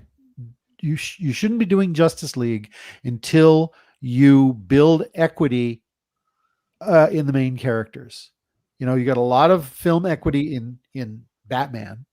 You have almost no film equity in Superman. I just said the other Justice League, the Giffen and the Mateis. That league. Yeah, no, I agree. Yes, it should. The way to make Justice League work requires somebody like James Gunn, who understands how to make it both exciting and fun serious and also stupid. You have to be able to you have to find a way to make all of that work. And I can't think of anybody who actually could do it better, actually. Mhm. Since you spoke about Grim and Greedy and Batman, and that the executives thought that everything has to be black, let's spoke about the black suit of Superman. The black suit of Superman. The black Superman suit. in black suit. Look at these covers, these The- illustrations. Superman with with The a guns. with an enormous gun holding it, beautiful with steel on the back, and these covers that I always wonder why Superman has short hair in the covers and in the interiors long hair. Basically because the covers usually get drawn months before the actual book gets drawn, because the company needs to solicit the book long before it's actually finished. So when I drew that particular cover, we sort of knew what was happening, but we didn't know that we were going to keep Superman's hair long. So, sir, and this suit. Do you have a very fun moments, right, to design this particular suit? Because this suit nowadays is memorable. Well, I mean, I was told to design it in the Super Summit, where we were figuring out how to bring Superman back. It just happened to be that the box where Superman returns fell to us. So Mhm. that's what you do if you're a comic book artist. You make Superman appear, and Mike, I think, said, this is an opportunity to maybe do an alternate uniform or something like that for a while. Do you want to do an alternate uniform? And I said, yeah, it's the 90s. I mean, this is after the death of Superman, and things were going event crazy, and there was a lot of interest from executives above us in, Superman, death of Superman was great. Can you do it again next year? Kind of thinking. Let's kill it again. Let's do it again. So and it was the 90s, and frankly, the big gun shot there with Superman carrying the giant gun. Part of that was Wheezy doing a satire of 90s comics, because of course, her character Cable had blown up, and Rob Liefeld, who drew that character, he couldn't draw feet, right? So notice no feet. Yeah, I was gonna ask you about that. I was gonna ask you about if you was so purposefully so purposefully I drew no feet in that shot. And also Wheezy had this thing. She just thought like the enormous guns of the 1990s were ridiculous. That's why the guns in steel are the BG-80s, because it stands for Big Gun of the 80s. And the leg bands and the pockets and everything. All that super 90s-y stuff. So I mean, Commando. Yeah, we were. Commando. So part of that was we were now becoming slightly self-aware, and that we were really in the 90s now, and we're just going to roll with that. Mr. Bogdanove, here I have this concept. I think it's drawn by you, that has an enormous shield. Yes. Superman. Yes. That was the original concept for the black suit. Yes, the original concept actually had the shield starting right at the neckline, and then Mhm. Mike came in with a magic marker, and he said, "No, we need a little bit of costume ahead above that." So he drew the line across the top of Superman's collarbone there. But originally, it was a giant shield that took up his whole chest and started literally at the neckline. Mm. This Love it. when you design, did you design it or it was a dance idea? I designed the costume. Okay. And then Mike made a few minor changes in it, like he added more black at the top, and he wrote Did you think the did little notes you here. when you decided? Did you think that it would become so iconic through the years? Actually, I just thought, when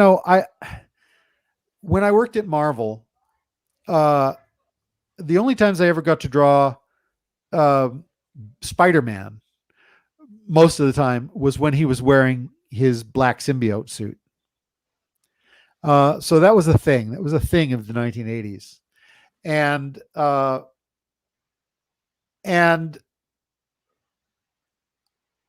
I knew that the black costume was not going to last. It was supposed to be a temporary thing, mostly because Dan was very keen to have the original costume happen in his book, right? And Mike wanted to be fair. So if Superman was coming back in Wheezy's in my book, at least Dan could have the return of the original costume in his book, right? So the moments get split up fairly among the team. So I designed the costume partly as satire, but and I didn't think it would become iconic, because I thought what I'm doing is I'm a little bit making fun of Spider-Man's symbiote costume and all the black variant costumes that had been floating around in those days. I didn't think it would become iconic. No. And now are using it. Well, I actually, Mr. Bog- I actually, sorry. I actually now kind of think it looks kind of cool. For me, it's super cool. It's super cool. But Good. do you think about putting a mask on Superman's suit when you design the black suit as a satire to No, Spider-Man? no. Whenever you design a character or a costume for a character, you have to think about what that suit is supposed to accomplish. And since the moment in the story that the suit was designed for was the return of the real Superman, after all of these substitute Superman, after the reign of the Superman, where Eradicator wore a mask and Cyborg only had half a face and John Henry wore a mask and all that. The moment in the story was the return of actual Superman. And so it was important to me, vital, I think, for the readers, that we see his face. Perfect. Besides, why does Superman need a mask? It's like that stupid movie costume. Why does Superman's suit need to be armor? What does he need armor for? His suit is the prototype. It's the prototype superhero suit. It's the tights and cape on which all other comic book characters are variations. It's the original. You just got to go with it. You can do all kinds of funny things to all different kinds of characters' costumes, but Superman is the original prototype. You got to go basic. Just tights and a cape, guys. Go basic, but there's something that I got surprised, and I really liked that Mr. Bogdanove is a great hairstylist. And we're gonna see. He's a great hairstylist. And we're gonna see a couple of examples here. For example, look at those Look at lovely that. curls that Oh, yeah. he drew to Superman. I love Superman hair drawn by John Bogdanove. It's amazing. Those Well, thank curls you. going from one side to another, And I'm flying. blowing and flying everywhere.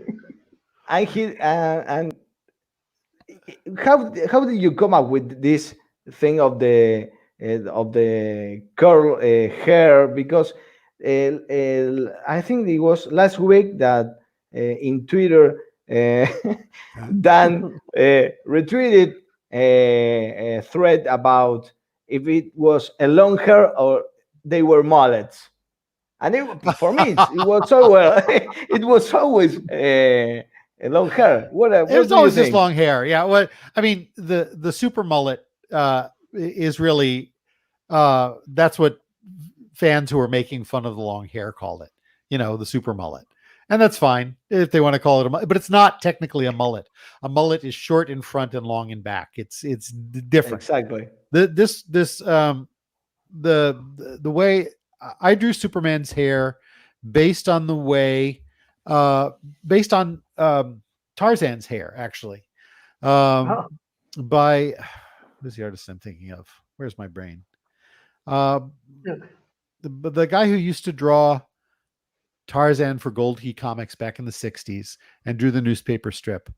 Not Jesse Marsh, the other guy. Oh, my brain. Anyway, it's Tarzan's hair. Yeah, and it looks awesome. It looks awesome, especially in this cover that it's in all its glory. And Lex Luthor that has in that period had hair. Yes. He also had this awesome hair. It's like a French Revolution. Marc Well, Antoniette. They can Yes. form a band I- together. They can I a glam leaned in- band together. Yeah. Marie Again, Antoinette. there's a storytelling reason for this. We were doing a long storyline where as Luther gets more and more crazy, he loses his hair. Right? That was a long arc that we were playing out. So it made dramatic sense to me that when I'm drawing long hair Luther, it should be resplendent. So that like he really, a lion. yeah, Just like a lion. He's the lion of Metropolis. It should be, so he really has something to lose. So his hair has to be something he's vain about. So it's a big deal for him when he loses it. So I just leaned into the hair. just I really love it. I really love it. How you It's amazing. draw the Superman hair, the long hair, the curls, the how they fly. It was awesome. It was awesome, and it was something that I always admire of your artwork of Superman with long hair. Another thing that I admire, it's that you are the guy who portray the best punches in comics. I think. I think you are the one who portray the best. I have a few examples here to watch. Look at these punches. Look at this punch. Look at these punches. The first one to Doomsday. Superman is giving everything in that picture. Yeah. You capture the moment perfectly. Well, thank you. I don't know if I do the greatest punches in the comics. I don't know if you guys have heard of a certain guy named Jack Kirby. He did some pretty good punches. Also, Gil Kane did some really good punches. And I mean, to draw comics, you have to feel. You have to feel. It's like being an actor. You have to feel the action, and you have to feel it intensely. The illustrator Norman Rockwell once said, art critics used to criticize Norman Rockwell because his painting was so emotional that they thought it was schmaltzy. They thought it was overdone. And Rockwell's response to that was, I paint covers for magazines, and so they have to be seen. They'll be seen for a few seconds by somebody passing by a newsstand. So the emotion in the picture has to be strong enough to grab somebody in an instant from a distance. Mhm. Because no matter how much emotion I put into my drawing, into my painting, the viewer just passing by on the newsstand is maybe going to get 10% of that. So he purposely overloaded his paintings with emotion, with sentiment, because because he knew that people weren't sitting there studying his paintings. People were just passing by on a newsstand. Ooh, there's a Norman Rockwell cover. So comics are like that. We don't have actors saying our lines. We don't have directors and lighting experts and special effects to convey our stories. We don't have movement to convey our stories. All comics really are drawings designed to trigger the imagination of the reader. In other words, comics are a partnership between the artist and writer and the reader. The reader is the one that provides the sound of the actors' voices. The reader is the one that provides the smell and the sound effects and the movement in their imaginations. And it's up to us to give them just the right clues, just the right cues to trigger their feelings, right? Mhm. So if you're going to do a punch, you've got to do a punch with feeling. If you're going to do an emotional, if Lois is going to be sad, you've got to feel whatever you're drawing inside you. You just have to. And let's face it, the punching is fun. Totally. Punching is fun. What you're saying about capture the sentiment, the feeling, the moment is there. O sea, I mean, when I saw this scene, Superman punching, I can feel he was giving all. The same with this one, and I got more examples. This one, Superman pushing Doomsday Doomsday. as far as he can. Look at this. Yeah, that's one of my Superman- favorites right there. Superman Yeah. giving all, hitting, receiving the shots from the legs. I think it was Cadmo's soldiers. Mhm. Here with Lobo. It's a, So, I think you had a lot of fun here. A lot of fun. Yes. I mean, in Man of Steel, Weezy was very good writing the stories of the people around Superman. So we did a lot of Lois, and we did a lot of Jimmy, and we did a lot of Professor Hamilton, and we did a lot of Perry White, and we did a lot of Keith, and a lot of things with supporting characters. And when I look back at the body of my Superman work, it felt at the time that I wasn't getting to draw enough punching. And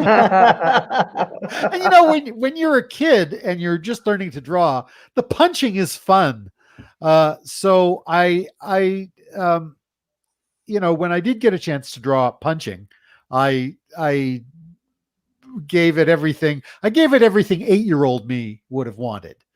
You know, sir, in that cover with Lobo, it's fight, fight, fight, fight. So it's the basic. No, Well, that that issue, literally, that was Louise saying, "Okay, you want to draw a fight? Here you go. Have fun."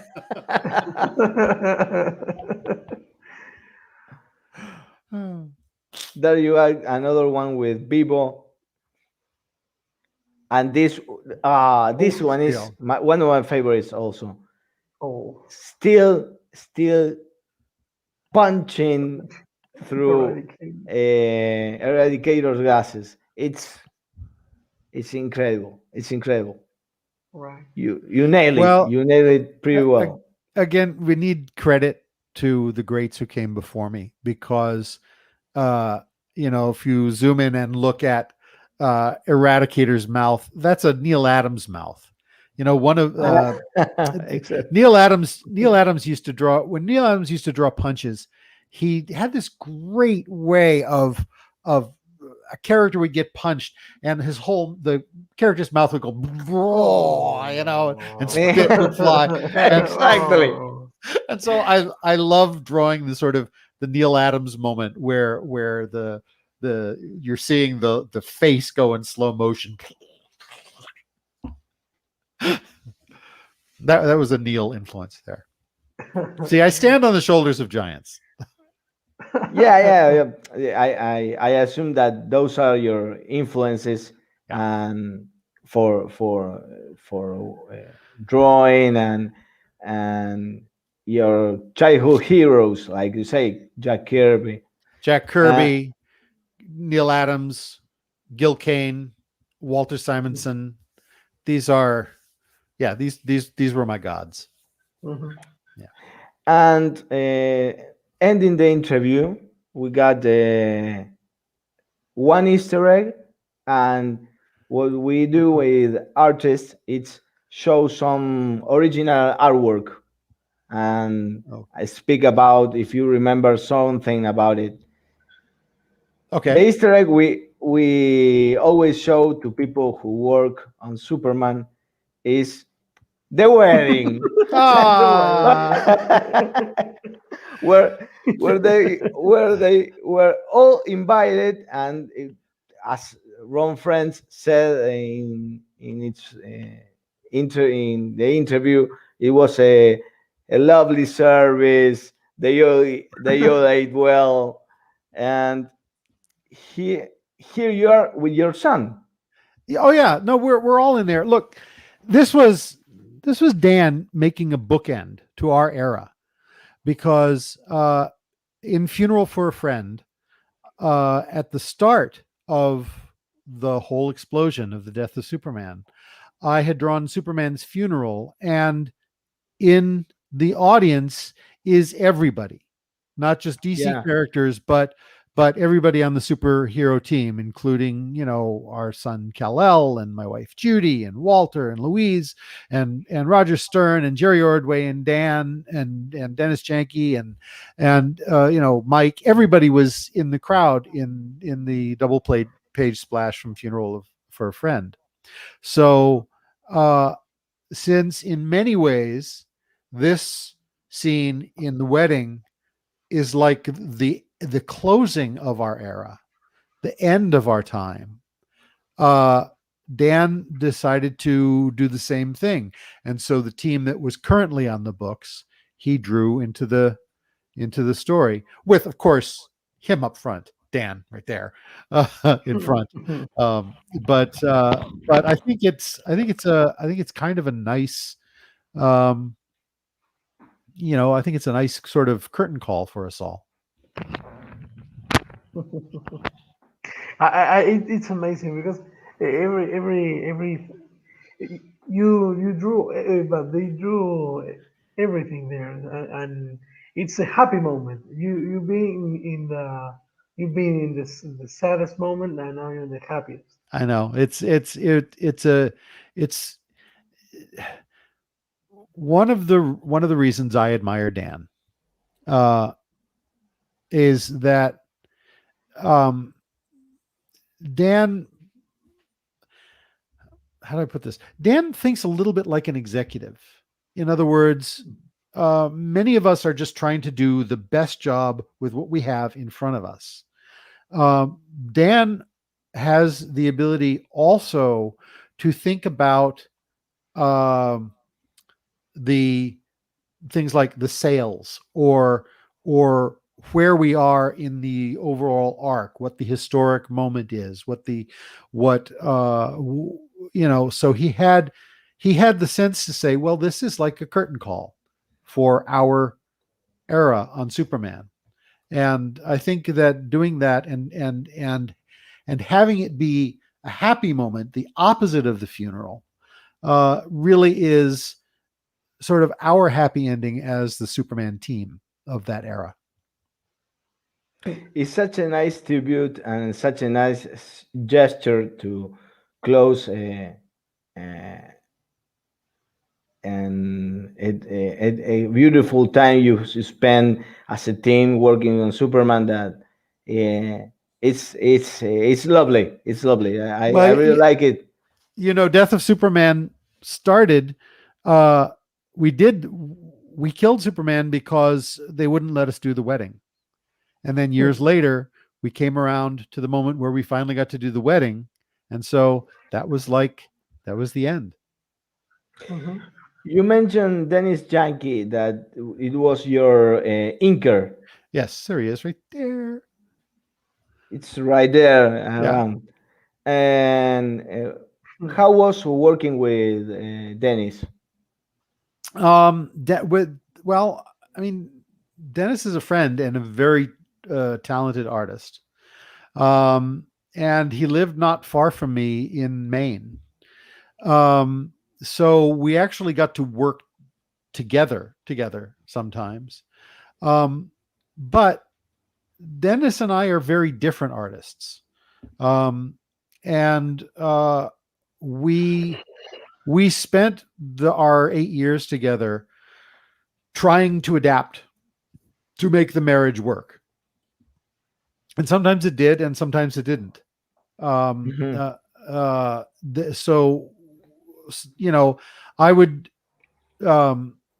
Dennis would start out trying to ink the way I wanted him to ink, trying to adapt to my work.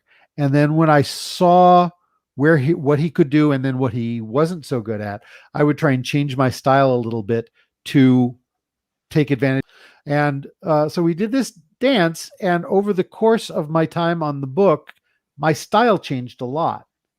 And that's due partly to the fact that your styles change over time, but it's also due to the fact that the synergy that Dennis and I were trying to work out kept forcing us both to change. Well, we're gonna pass then to the original artwork.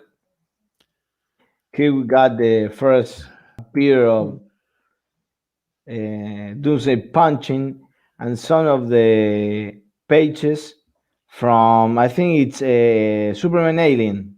Superman Aliens too. Yeah. Superman Aliens with Superman and Orion. Yeah. Gorgeous art. Thank you. Well, I mean, I did that project because Kevin Nolan was going to ink it. And of course, I really admire Kevin Nolan, and I wanted to see what my work would look like inked by Kevin Nolan. And this is a good example of what I was talking about Dennis. When I work with an inker, I try to play to that inker's strengths, right? So, when Klaus Janson inked me for an issue, I got to do all my Janson stuff. When I got a chance to work with Kevin Nolan, I knew that there were things that he was going to do. And I wanted to give him the opportunity to do those things. And I wanted to play to his strengths, not just give him bog drawing and then expect it to look like I inked it. I really wanted I really wanted collaboration, partnership to work. Like with Dennis, I want the marriage to work with the inker so that it's not, I don't want an inker who's just tracing. I want an inker who's bringing something to it. And uh and in turn I want to feed the inker something that they will enjoy, and that will use their strength and their power. Wow. That's an awesome advice, because most of the pencils, I think, are afraid that the inker damage, or it's not the word I want to say. It's Change, like change modify, or its change art, some. Sure. modify its art, and the artist lose its trademark, its style. I don't know. It is, I mean, it's a common experience. Yeah. Even good inkers can ruin stuff. A typical thing with me and Superman is that I often draw Superman with the Superman squint, like he had in the 1940s, where you don't actually see his eyeballs, you just see the squint Yeah. line, right? That's just, it's a little cartoony, but it fits the character, and it's traditional with the character. So Mhm. I would, sometimes I would draw his eyeballs, but oftentimes I would just draw the squint. And inkers just couldn't stand that. They just couldn't stand that. So oftentimes the inks would come back and there'd be an eyeball arbitrarily stuck just below his eye, you know. and that would drive me berserk. Nice. Berserk. So for instance, with Kevin Nolan, I knew absolutely that he was going to draw the eyeballs. If I didn't give him eyeballs to draw, he was going to add eyeballs. But that's okay. I know what kind of eyeballs Kevin Nolan draws. I can draw a Kevin Nolan eyeball. So I just, I drew faces that would include eyeballs for Superman throughout that project, because I knew the eyeballs were going to happen. So I might as well give him the kind of eyes he likes to draw. Now you mentioned that, I understand something that we're gonna see in the next, not this one, the next one. Here's Oh, look. these are amazing artwork. This is amazing Huge. artwork. The first one, it's commission, See, and the second one, it's inked by Dennis Rodier. yes, It's amazing. It's amazing. It's a beautiful art. I would like to have it on my wall, Denis hanging around. Denis Rodier is one of the greatest inkers ever in the business, and he's a particularly good inker for me. If I had my way, I would have been inked by him a lot more than this.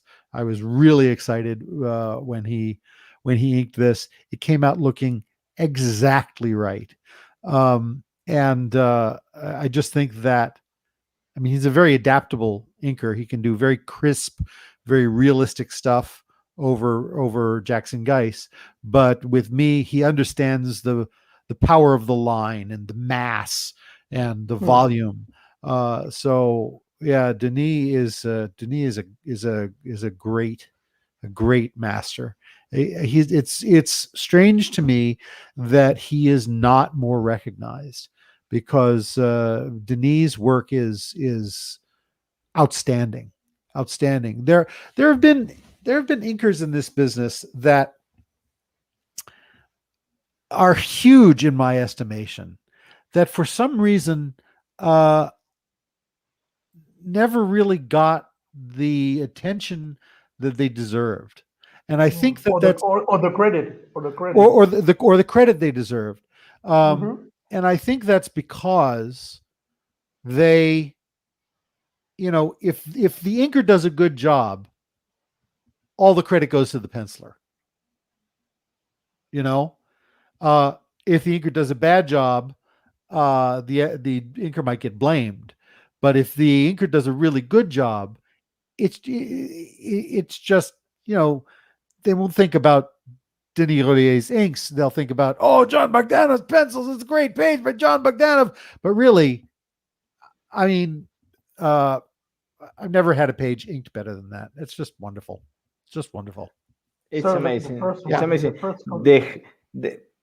Again, the hair, how he inked the hair, it's spectacular.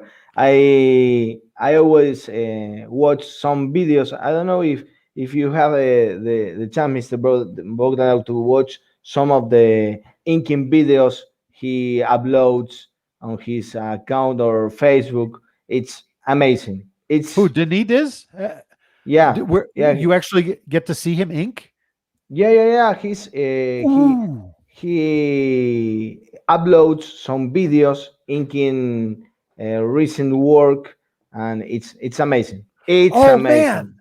Oh, I It's got to make amazing. time to find that. I actually, it's really, really useful to watch good inkers, real masterful inkers ink.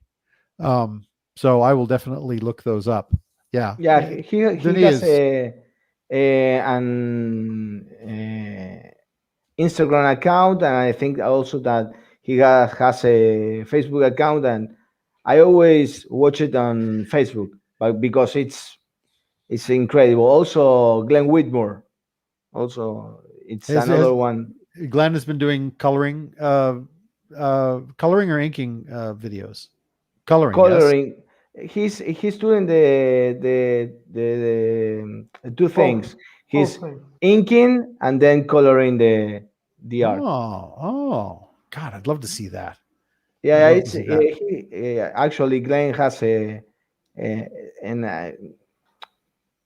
like a show on Sunday nights or Mondays that he ink and color comic book characters. I love it. I love it. I'm a big follower of those two. I'm gonna get on that because I think there's so much I could learn from watching them ink. One of the greatest pleasures of visiting Walter and Louise is getting to work in the studio with Walter.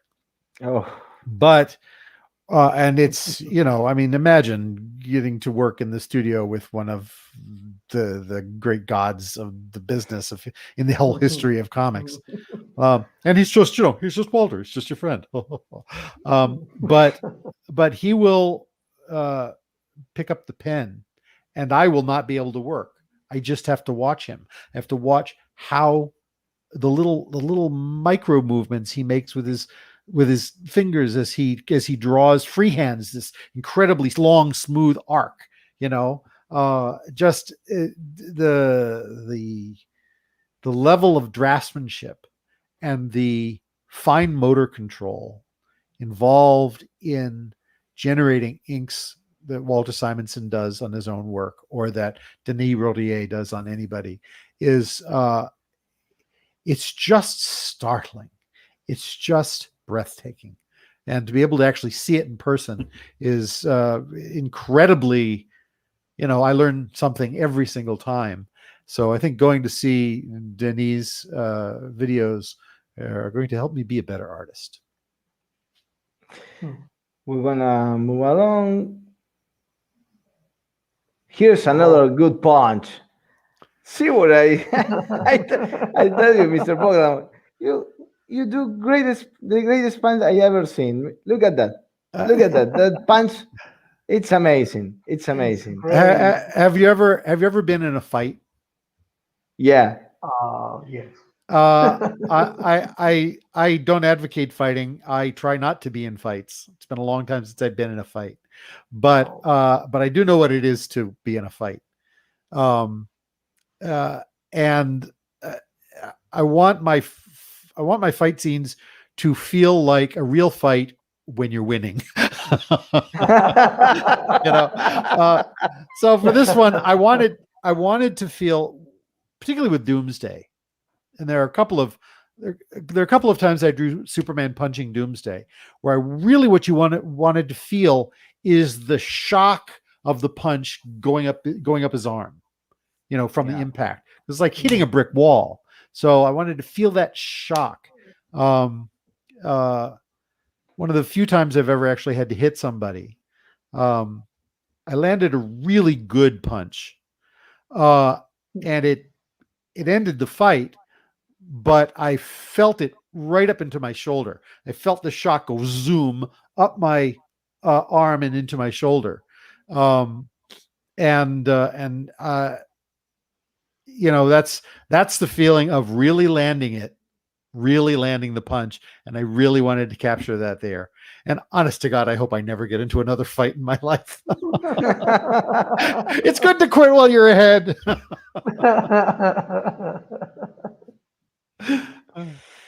Here too, I think this one is a commission from Superman.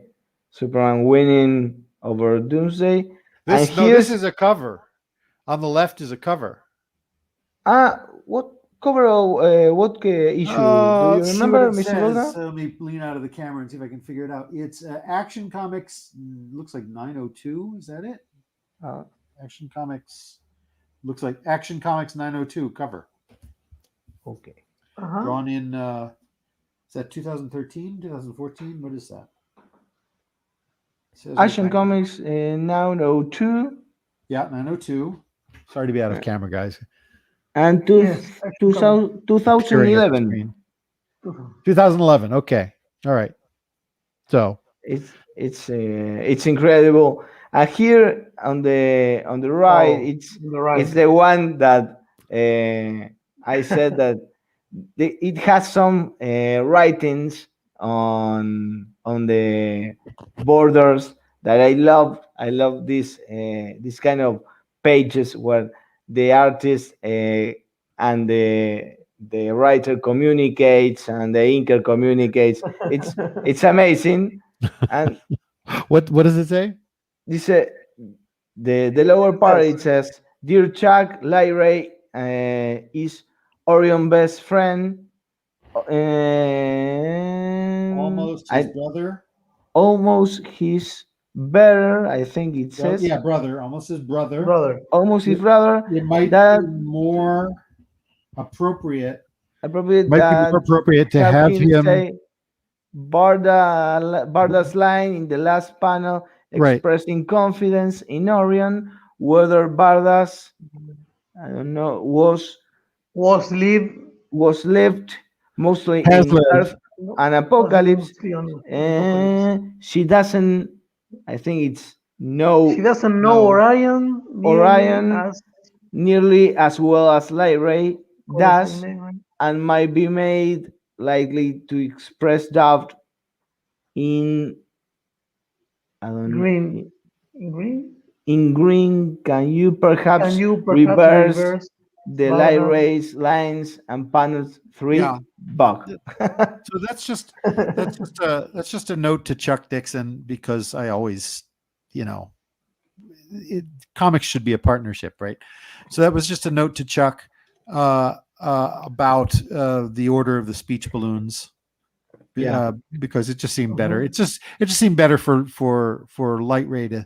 I was working full script. I was not working Marvel style on that one, and so I knew what the dialogue was. And Chuck just had a line that I thought would probably just work better for Orion, for Light Ray. I mean, I'm a sucker for these things, Mr. Bogdanove.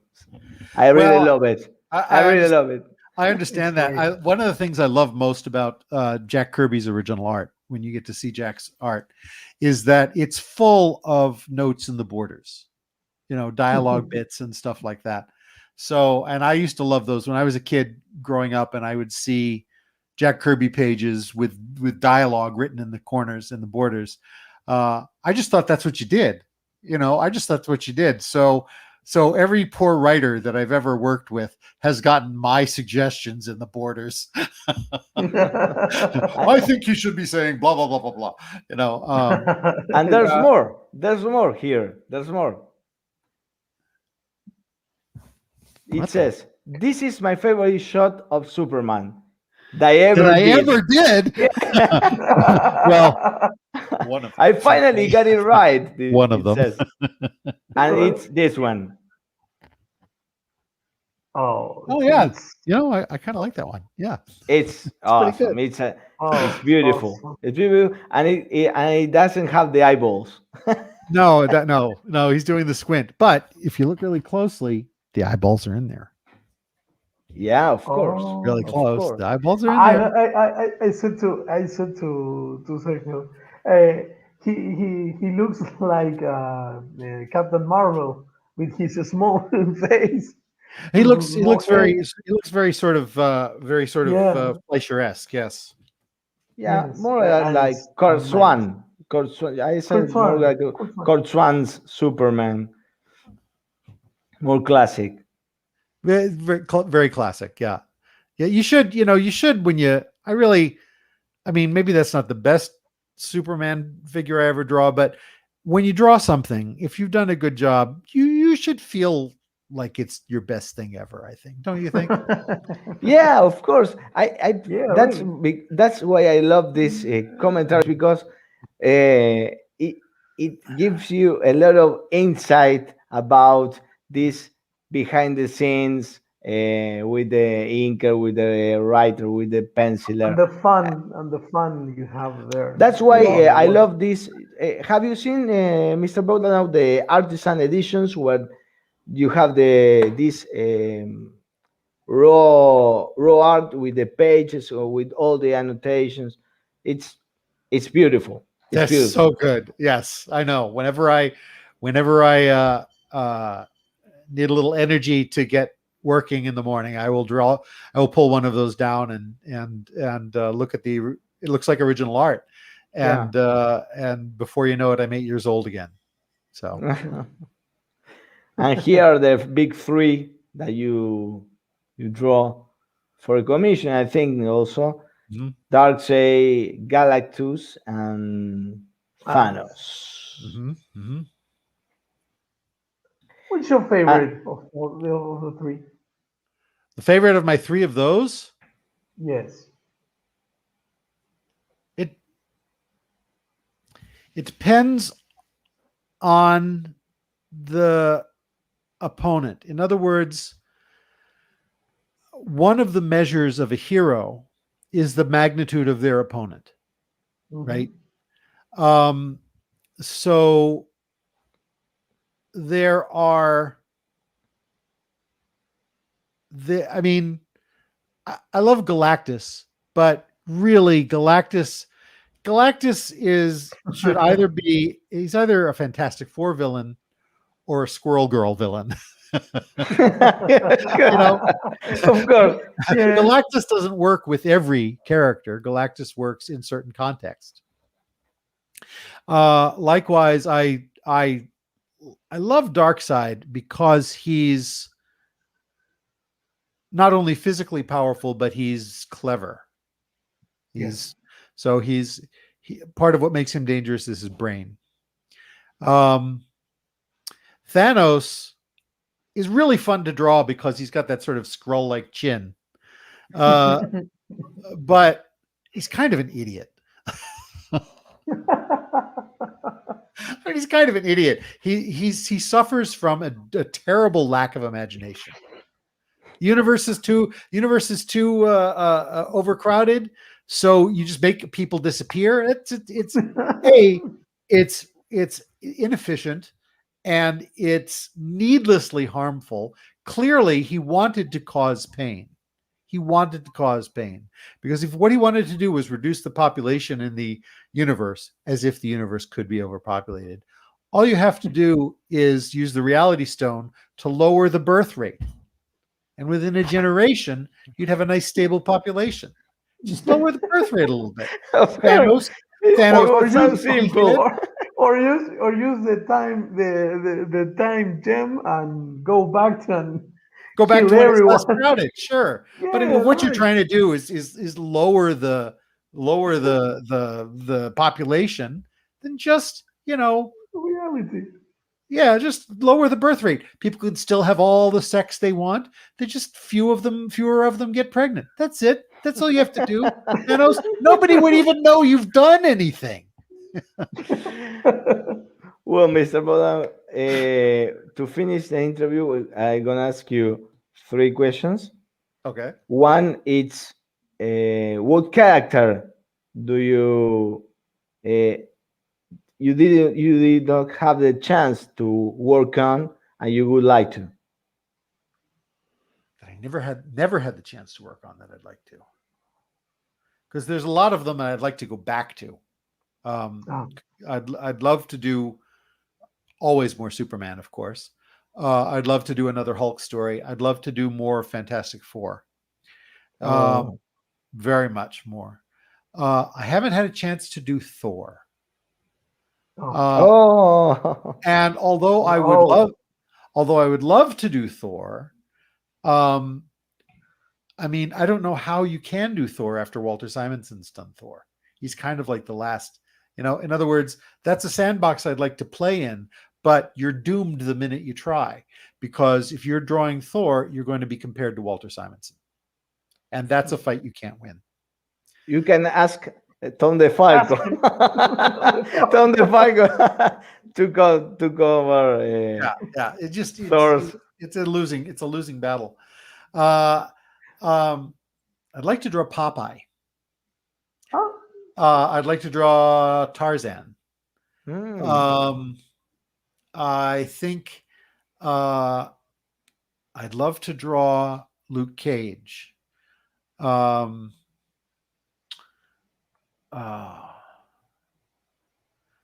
What haven't about the ever man in made, red? huh? What about the man in red? Daredevil. Oh, Daredevil.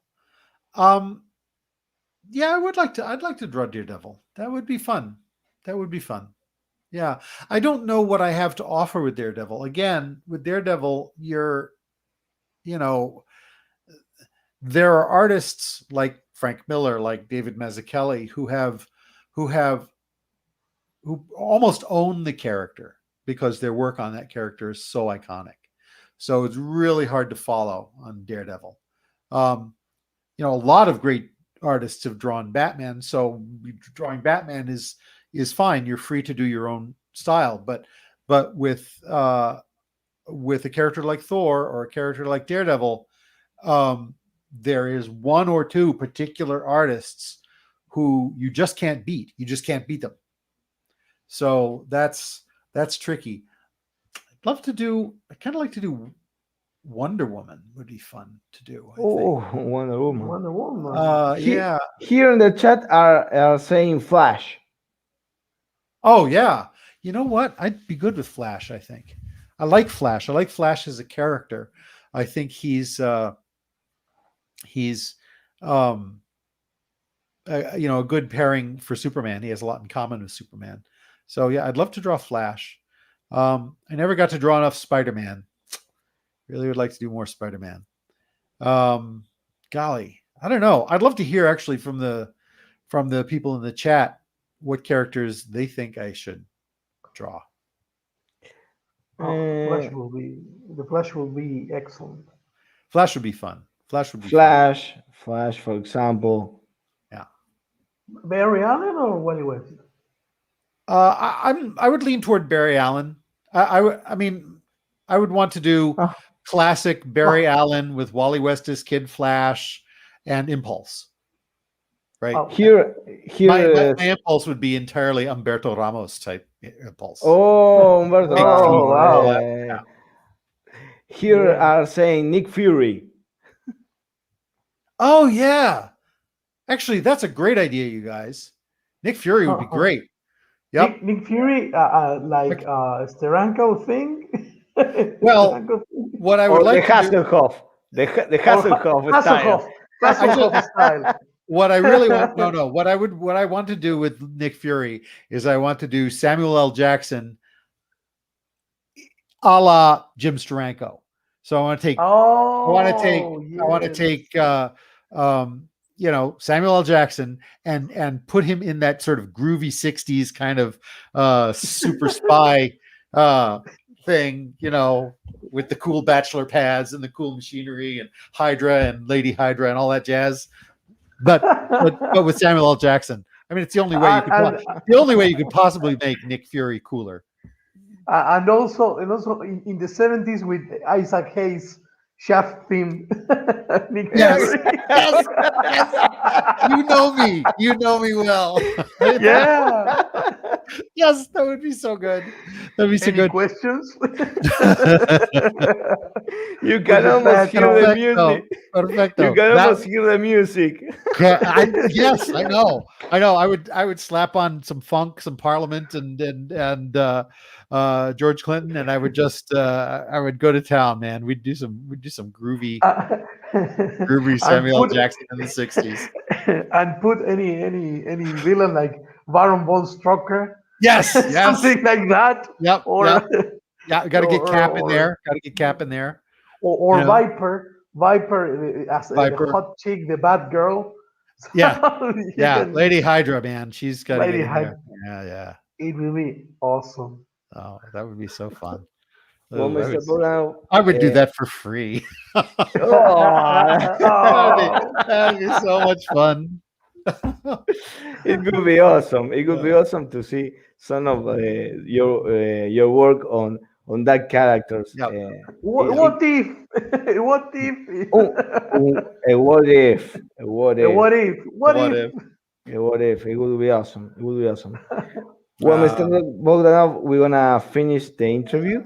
All right. I'm very happy to spend this time with you speaking. I was really looking forward to this chat with you and Mario.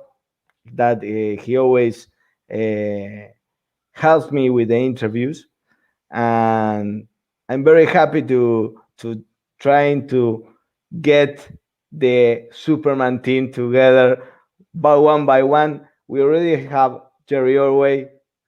We have Mr. John Bogdanove.